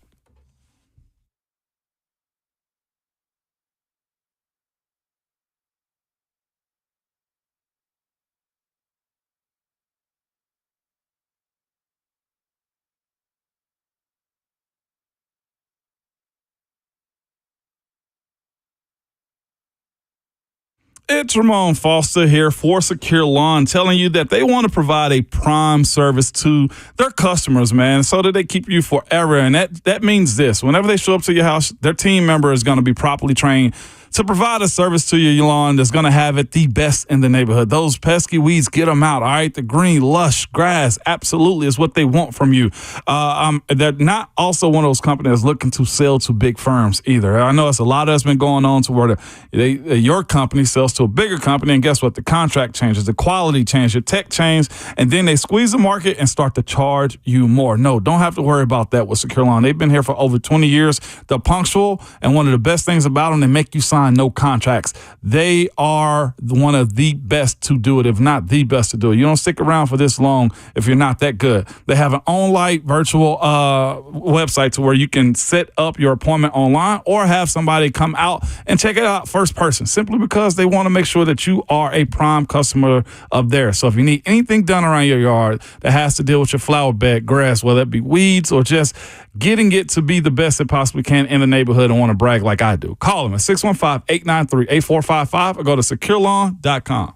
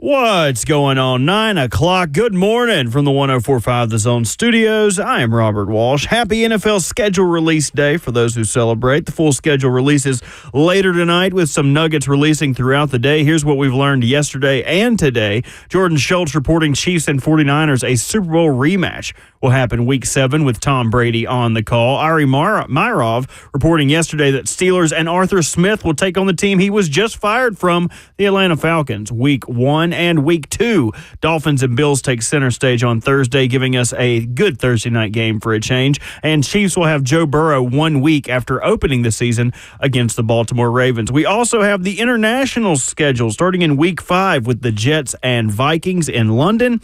Then you got the Jaguars and Bears in Week 6, and Jaguars staying an extra week in Week 7 to take on the Patriots. In the NBA, Nuggets beat the T-Wolves 112-97. Jokic, 15 of 22 from the field with a game-high 40 points, 7 rebounds, and 13 assists. And the Knicks drubbing the Pacers 121-91. Jalen Brunson back to himself, 44 points in 43 minutes. For all your foundation repair and waterproofing needs, visit USSTN.com. Breaking news at once on your home for the Titans and the Vols. This is 104.5 The Zone.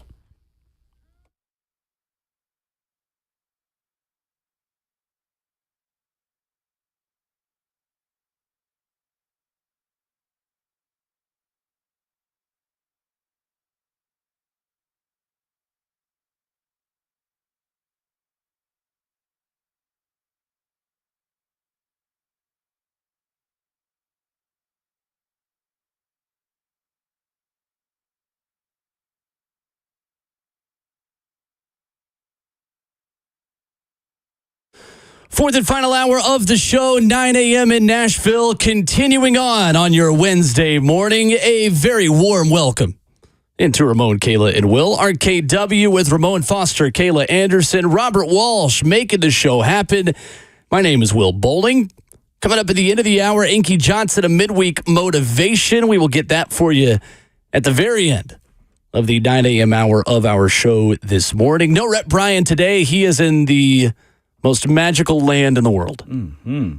Wasn't Dawn just there? Dawn, she was. Davenport was just there with her mom and her 3 generations of Babs. That was good. Down at Disney this weekend. Looks like a fun time. Yeah. I heard her telling a story about putting her daughter on the roller coaster. That was hilarious. And her mom tapped out. It's like, you don't put a 70-year-old on a roller coaster? What's wrong with your dog? Mom's like, no thanks. Real quick, favorite Disney movie growing up, go. Oh, Little Mermaid, by far. Same. Little Mermaid. Actually, Lion King for me. Lion King. Love Little Mermaid. Those two would be my 1A, 1B. Mm-hmm. The soundtrack for Little Mermaid. Good options. Yes, really good options. Some news this morning from Neil Stratton at Inside the League. He has been on scouting changes. These are common after the draft around the National Football League.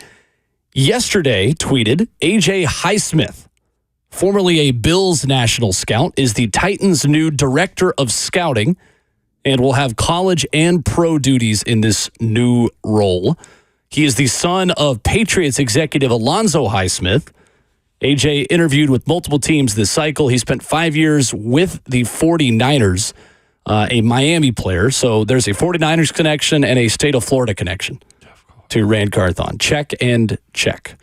And then Neil Stratton, just a few minutes ago, says Sam Somerville, who has won Scout of the Year, the Fritz Pollard Alliance, and was voted to the BART list as one of the best scouts in the NFC by his peers for his work with the Bears in 2022, will join the Titans staff in what is expected to be a national role.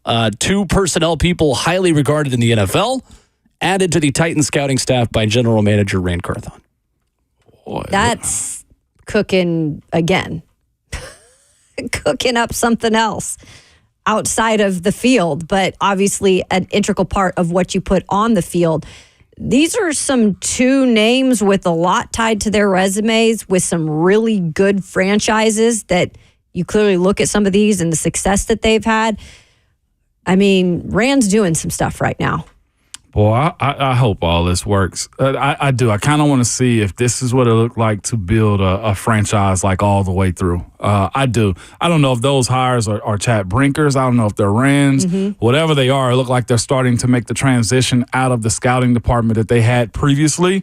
You add guys like this, it seems like there will be other bodies that come behind them too. And with that, the guys who've previously been here that we've had to deal with, whether there's been misses in the draft, there's always misses in the drafts. But it seems to me now that it's going to be taken a little bit more serious. There's so many different checkpoints as it pertains to who's doing what, like the names and just the history of these guys over the last few years. I really do hope it works out. I want to see this turn into something where you're proud of to support it. Again, the new stadium's coming in, and we've been going back and forth even a little bit off air on this poll that we just put out as far as national relevance. What matters most to you when it boils down to your football team here in Nashville? And the last couple of years, I think some people knew this, but some people didn't, is a lot of it was waiting with the scouts they had because there was so much going on. They didn't want to get rid of that staff that was essentially under John Robinson, right? And with all the changes that have happened with GMs and coaches, now you're finally seeing they're going to start bringing in their own people in terms of scouts, which you're right. That will be interesting to see long-term how that works out because a lot of the old scouts are tied to the old regime. Mm-hmm. And that old regime has had some misses. Yeah. And those misses have been to where we're still searching for a tackle. Got to figure out what Caleb Farley is going to be. Corners, yeah. Even as much so as Traylon. Like, there's a lot of this that's in place to where these changes are now happening in offseason. Like you said, the game plan of picking players and putting the product out there has been handled. Now is the in-house cleaning and resetting that has to be done. It seemed like they waited 2 years to do that one. Mm-hmm. Yep.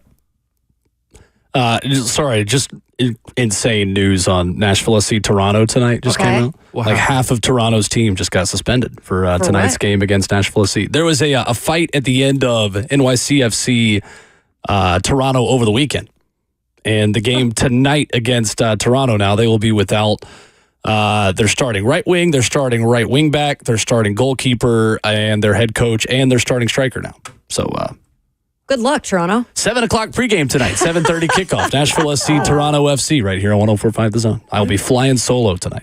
Yeah, let's go. Double duty in it. Does that make it harder for you to be able to fly solo with this many players out? I guess you don't have to call that many names, though, right? Just different. Right. Okay. Different challenge. So no backstage tonight. There will be a game on, obviously. So should be good. It'll be a fun game. Toronto, 4th place, 5 clean sheets this year, leads MLS. But a significant update for Nashville SC tonight as they take on the boys from up north. And then Saturday, 12:30 kick against Atlanta United. Little matinee. Here? Here, yes. Is that considered a rivalry? Yes. Okay. Yes. I would say Nashville's top rival is Orlando City, easily. I would say FC Cincinnati would be second. Okay. And I would say Atlanta is probably a close third. Nashville is Charlotte's biggest rival, but I would say Charlotte is not on the list of Nashville's top 5 rivals. That game was over the weekend. I saw Paul Feinbaum was like on the throne there. He's so funny. They had Paul Feinbaum do a hype video for Charlotte FC against Nashville SC over the weekend. It was a bit interesting. It was. Is he just everybody's guy, like Feinbaum? Sometimes. Okay. All right. Yeah. I'm starting to say, it's not that I have a problem with it. It's just, he's a Tennessee guy, but he's also the Alabama guy. He's also the Auburn guy. And he can be the Texas guy. Now he's Charlotte FC's guy. He was there wearing all the gear. It's fine. It's fine. We have a Christmas update. Speaking of other football, American football.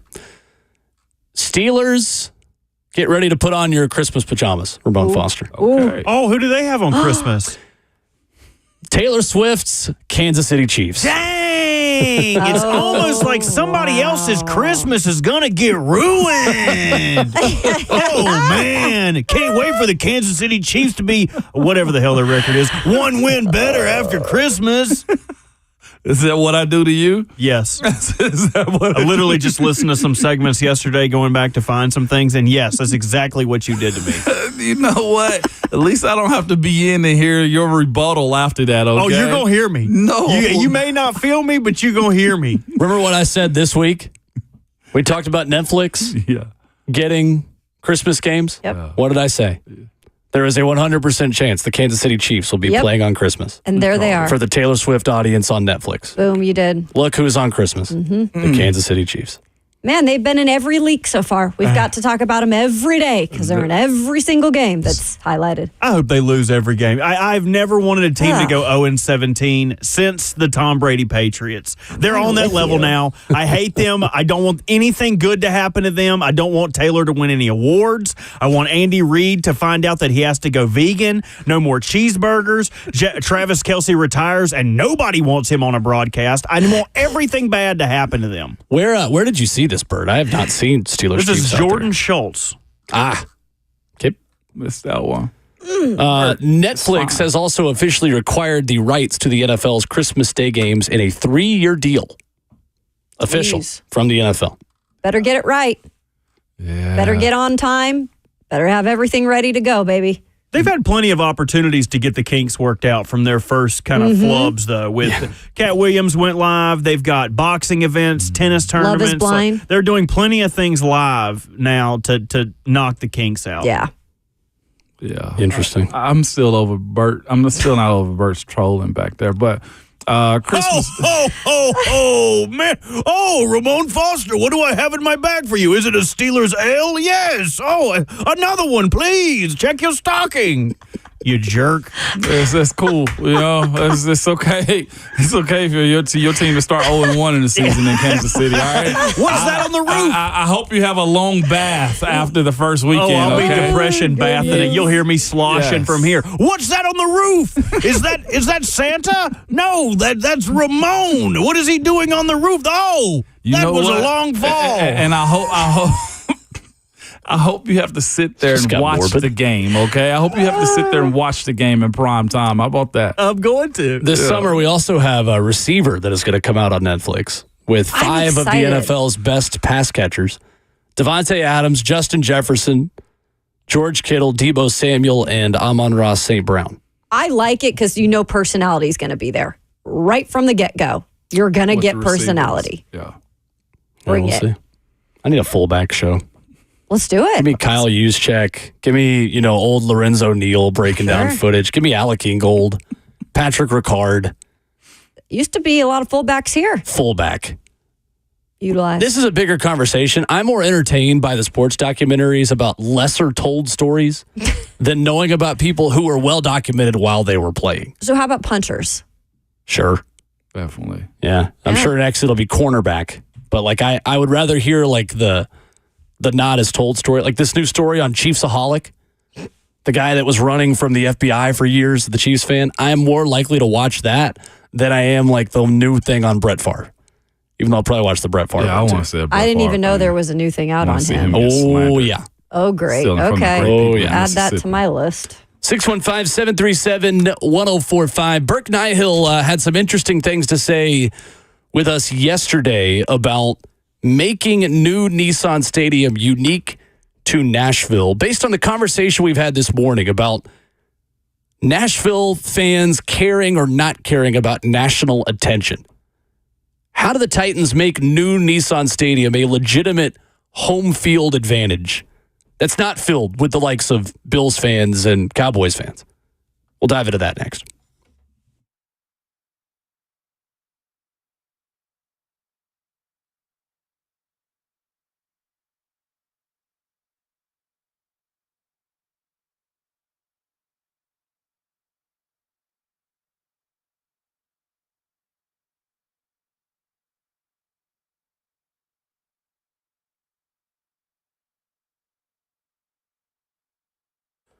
Hey, what's going on? It's Will Bowling. Do you or someone close to you find it maddening hearing conversation when there's background noise? Maybe it's being outside. Look, you're sitting out on the deck. You're on the back porch. You're hanging out with family. You got the sounds of cicadas. You got outdoors. You got other people talking around you. You can't hear the conversation that's going on right in front of you. This is a real problem a lot of people of all ages have, and there is something you can do about it. You go to Brentwood Hearing Center, and you see one of their 5 doctors of audiology, state-of-the-art diagnostic equipment. They have the most recent hearing device technology. Their goal, get you off the sidelines and back in the game. With over 85 years experience from their convenient location right off of I-65 in Brentwood, they've got a specific solution just for you, for each individual patient. They're going to hear about where you're having trouble hearing, and they're going to give you the best technology to fit your needs and no one else's. Give them a call today, 615-377-0420, and visit them online at BrentwoodHearingCenter.com. 377-0420, that's Brentwood Hearing Center. Better hearing, better life.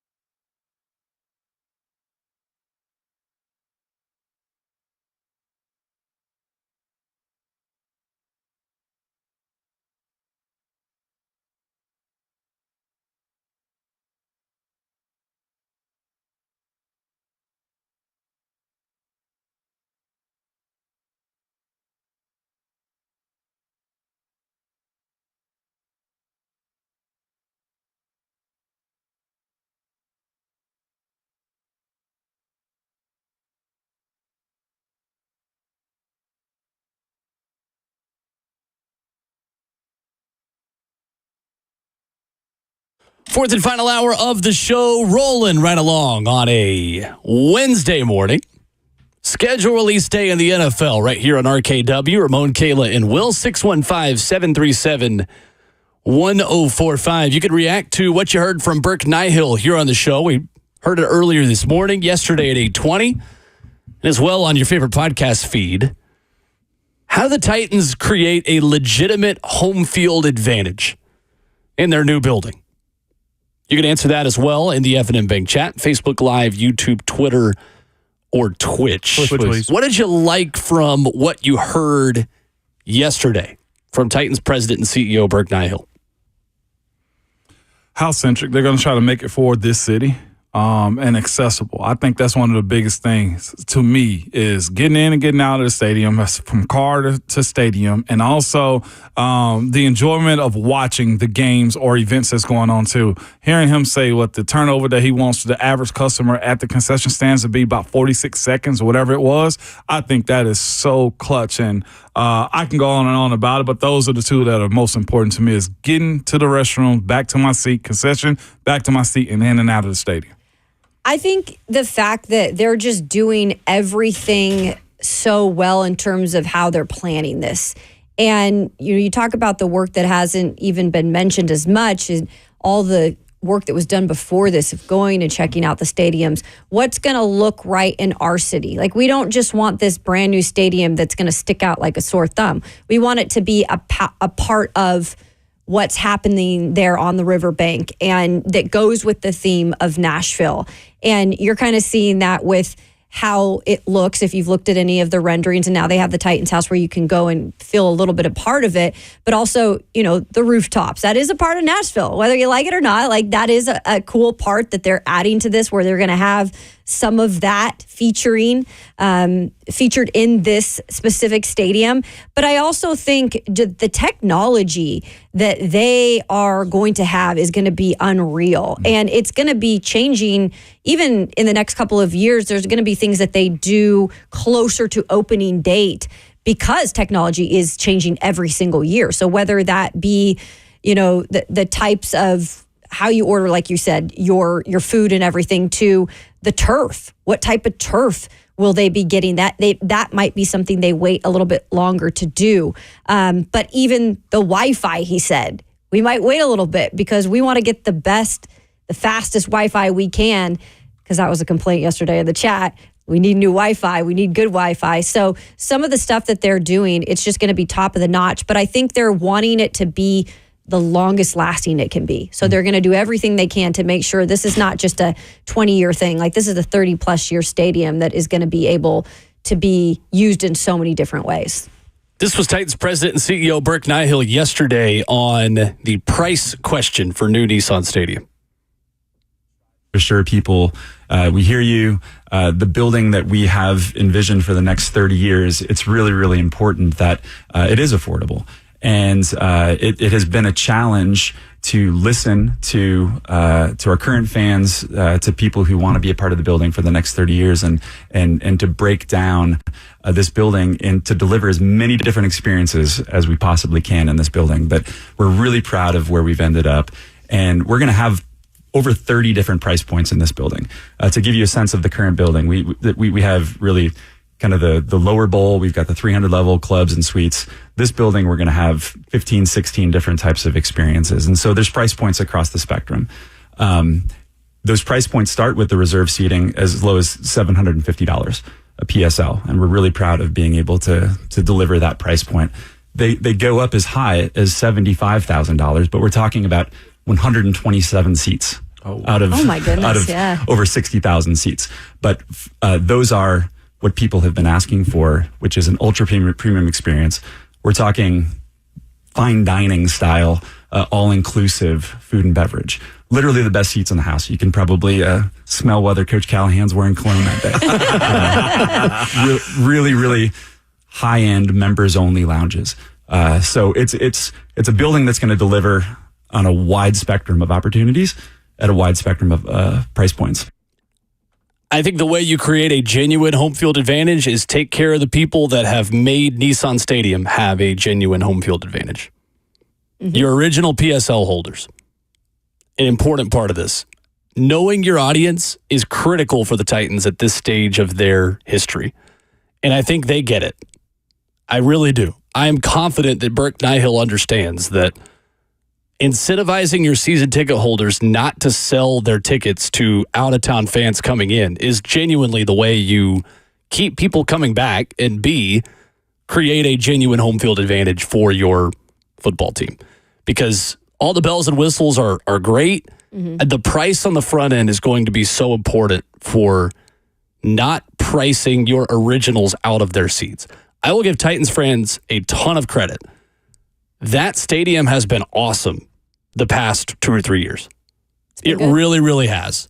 That game specifically on Monday night against the Bills 2 years ago, where they had a lot of Bills fans in the building, but that place was still very pro-Titans and very, very loud when Jeffrey Simmons stopped Josh Allen on that QB sneak to win that game.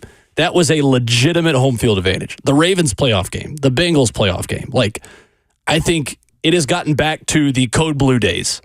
The end of the Jeff Fisher era that was so good, right? The Kerry Collins quarterback season where, again, you were the top seed. But the 30 different price points interests me. The other answer I thought was really interesting from Burke Nihill yesterday was about making this building unique to Nashville, not just a cookie-cutter retractable roof / dome stadium that's out in the middle of the desert in Vegas, but having nuance to this and local input. This was Burke Nihill on that aspect of this and saying no to some of his consultants. There are really, really neat buildings out there that they delivered on the purpose they were trying to deliver for, whether they're in Los Angeles or Las Vegas. But Nashville doesn't seem like the type of market that wants a spaceship to land on the East Bank.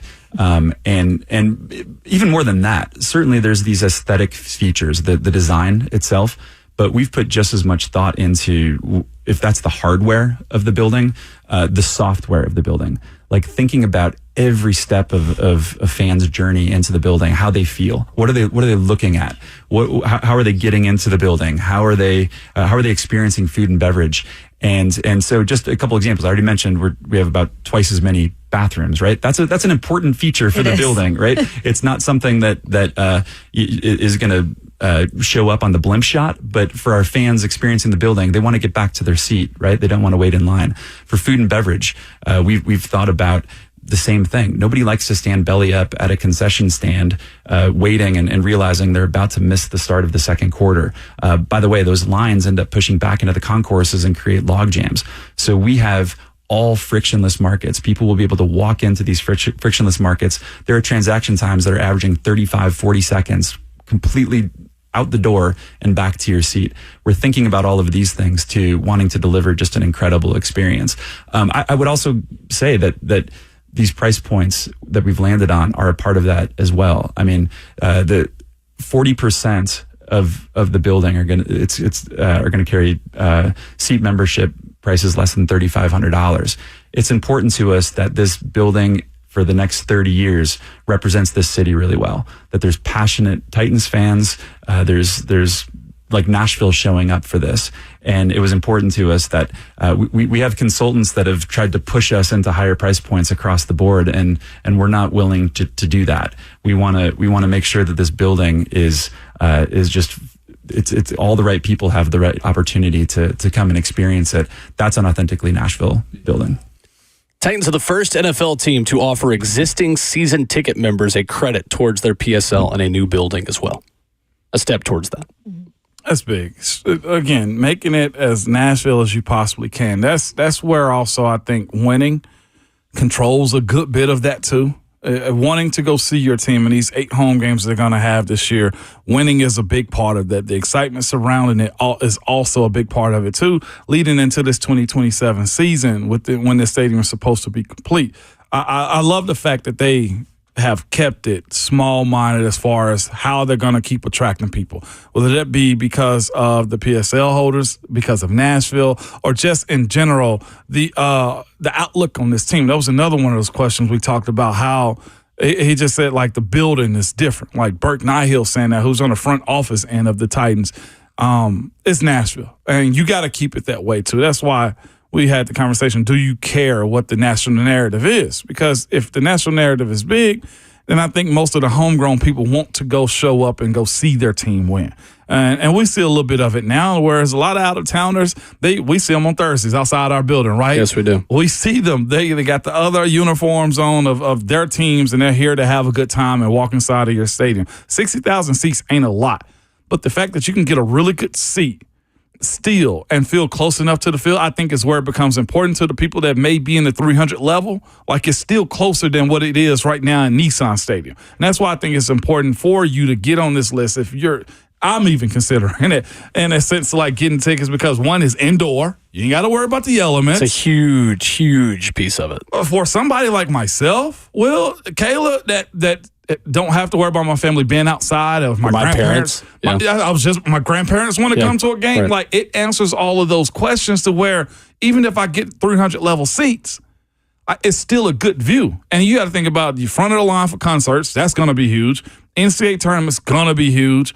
I sound like a friggin' salesman behind this, but I'm really considering it now after hearing Burke speak about it. Well, here's what I'll say, and I know the chat, a lot of people curious as to, how much is this a sales pitch? Well, yeah, okay, first of all, when you're building a brand new stadium, you want to be able to fill it with your fans, and you want to do everything you can to treat everybody, at least give everybody a fair chance at getting a ticket that's decent price. And it is what it is, right? Nashville's a growing economy. It's a growing city. It's a hot city. People want to come here.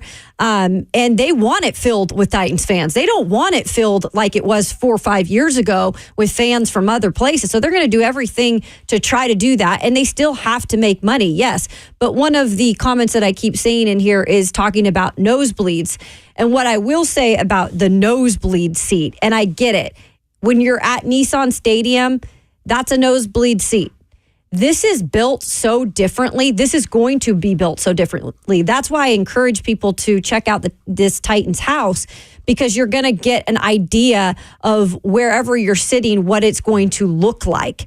And that's the point of doing this. And I really don't think there's going to be such thing as a nosebleed seat at this stadium. Yeah, there'll be seats that are a little further away, but I think the sight line and just the way that you feel a part of it, it's not going to be the experience that you're getting right now at Nissan Stadium. And I just wanted to note that, because I think that is important. That is part of what they're doing with this stadium that's so different. Let's go to Philip in Dixon, 615-737-1045. What's up, Philip? Good morning, guys. I agree with Ramon on keeping it, simple and making it simplistic, but listening to what he said yesterday, the president said yesterday, I think one of the things that needs to be focused on, he made the comment, make 20 to the 30-year, 35-year, however it's going to be, make it kid-centric. It's hard enough to take a family of 4 or 5 to a game where your concessions are so high. Make it kid-centric for the kids. Do things for the kids. If they buy a hot dog, if the parents buy a hot dog, make an incentive for half price for the kids or smaller drinks for the kids. Make it affordable to bring kids, because you bring those kids in and you can afford to bring those kids. You're talking about 8 to 9, 10-year-old kids that are going to be at these games. You make it kid-centric. 15 years when they're 20, 25, you've got Titans fans for life bringing those kids in. Thanks, Phil. Thanks, Philip. That's one thing we spoke about with them off air, right? It's one of the things they want to consider, like with food and drink. Like you'll have a situation where it's intuitive to where, hey, you buy your cup, the refill, walk up and just refill it and walk away. So that's one of those one-time price kind of thing for that. One-time price for the drink, if that holds true up until the completion. The only advice I will give to the Titans, and they don't need it, nor are they listening, but the advice I'm going to give to them. And Taylor H., I know you were saying this isn't a critique of you at this point, but there are a lot of folks who appreciate nosebleeds because they're affordable. But that's what I'm saying. Like, the nosebleeds in this particular stadium will still be affordable. They're just not going to be considered in terms of where you're looking or how you're feeling. You're not going to feel like you're in the nosebleeds. I think that's what I was trying to say. So the advice I would give the Titans is that when in doubt, cater to original Nashville, not influencer Nashville. Exactly. Yes. That will make a big difference. Because when you do things that are catered towards record companies and labels and having new country music singers that half of your season ticket holders have never heard of, it might help have a connection with a celebrity that then will promote you. Mm-hmm. I don't think original Nashville cares about that. And I agree with you. And that's something that they have had issue with in the past. Same with the Preds, right? Like changing the goal song to 5150. Changing Folsom Prison Blues to having a bunch of random country singers do it. Like, influencer Nashville might look cool, but it's not making you money, and those aren't real fans. Yeah. So, like, yeah, you can have X, Y, or Z actor from whatever show on your stadium for one game. Like, cool. Like, that's not getting John in Cool Springs from buying season tickets. Mm-hmm. It might get somebody to post on Instagram about it, but, like, think about your fan base that has been here for a long time. Anyway, there's a place for that. There's a place to have people wear a jersey and take a picture. Like, that's great. But I don't think that's sustainable. And I think that just is going to encourage other people to come into this. And to my guy that just called a second ago, too, I think it will, the entire stadium will be more family and kid friendly, too. Tennessee Sports Hall of Fame will have a spot in there. That's going to be awesome. You got to think they're going to have this where it's a part of the community more than anything, to where it's business. You know what I'm saying? The more footprints that can be inside of that building is better for the team, the stadium, and the city, too. I think that's going to be a big part of it also. I don't think it'll just be the Tennessee Sports Hall of Fame there. I got a feeling there'll probably be other family-oriented events around Nissan Stadium coming in 2027. Headlines to wrap up the show coming up. We'll give you any game that has broken in the last couple of minutes that we know about. Coming up next.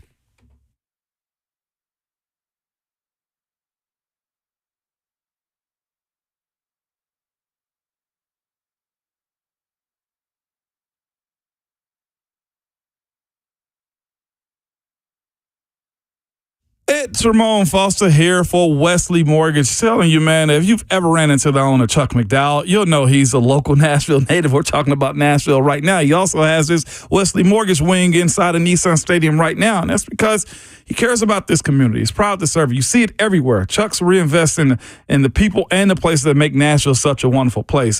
While other mortgage companies are downsizing, Chuck McDowell and the Wesley Mortgage team, they are rapidly expanding here in Nashville, keeping people working in the career that they love, and they would love to have you join their team. Chuck and the leadership team at Wesley Mortgage, they have a support system in place to help you succeed in the mortgage business, ensuring your loans close on time, making sure you get paid, and giving you back the time to build your business and bring back the fun of the mortgage profession. With unique networking opportunities with the Tennessee Titans. Again, I told you they have the Wesley Mortgage wing inside of the arena, inside the stadium, and they also have connection with the Music City Grand Prix. They make closing deals and building relationships fun again. So if you're in the mortgage industry and you're tired of the grind, tired of the pressure, tired of micromanaging everything to make sure your clients get handled correctly, then you owe it to yourself to go to whywesley.com.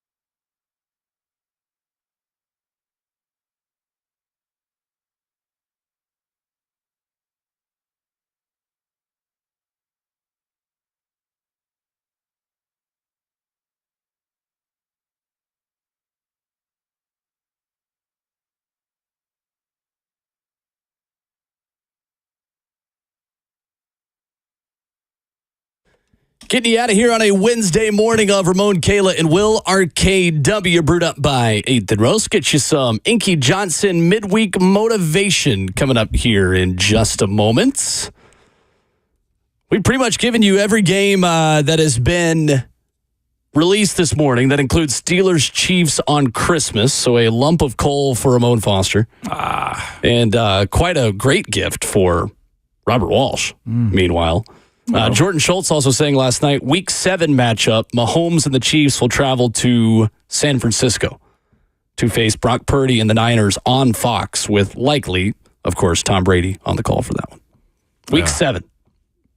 It'd be pretty cool right there. And Bert also would have have a 1 on the right side of his favorite team's record after Week 1 also. So proud. Oh, is that when they hand out the rings for this year for the 2024 seasons after Week 1? Dang it, they're out of it again. Cheyenne's not getting another one. Oh, jeez.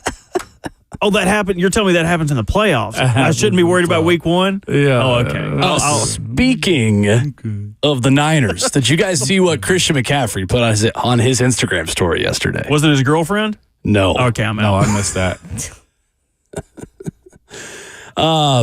Butch Jones made quite a mistake back in the day. He said, throwback to a letter I got in high school, LOL, hashtag keep the chip. It is a recruiting letter from the University of Tennessee. It says Tennessee football. It has his address and the name. Chris Illo McCaffrey. CHRSILO McCaffrey, not Christian. Oh. They got his name wrong on his recruiting letter. Of course they did. And he put it on blast. He put Butch in. He put it on his Instagram story. He says he still has it. Throwback to a letter I got in high school, he says. If there's Chris Lowe McCaffrey. Holy smokes. If there's one cringe I hate, it's that era. I'm be real. Between Dooley and Butch, I hate revisiting that era. Y'all don't even realize how much I hate visiting that era. I lost so much to the teams that were. I had teammates with Floridas, the Georgias, the LSUs. You know how much I had to hear from Ryan Clark and Marquise Pouncey. Oh, don't ever take me down that road. Look at it this way. Christian McCaffrey, not a champion of life. Chris Lowe McCaffrey, champion of life. Champion of life. He's got a 5-star heart. Does not have an offer from Tennessee, but he's got a 5-star heart. That, to me, though, is still wild he kept it. Like, that was serious. If something is on his mind and he's posting it now, like, it's something that probably still fuels him. Who's that again? Butch or Christian?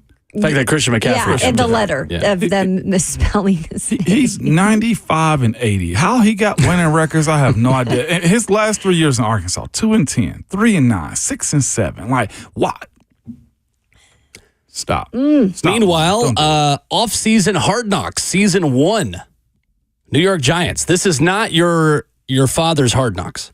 Right. This is the front office preparing for the season. The training camp Hard Knocks has not been announced yet. So this is how much Malik Neighbors doesn't like Daniel Jones on off-season Hard Knocks. Off-season Hard Knocks. Like, what would be featured in your off-season Hard Knocks when you were with the Steelers? Just training. That's it. That's all I got for what you're eating? Yeah, where I'm going for family vacation. When do I get back to it? Yeah, that's all I got for them right there during that time of the year.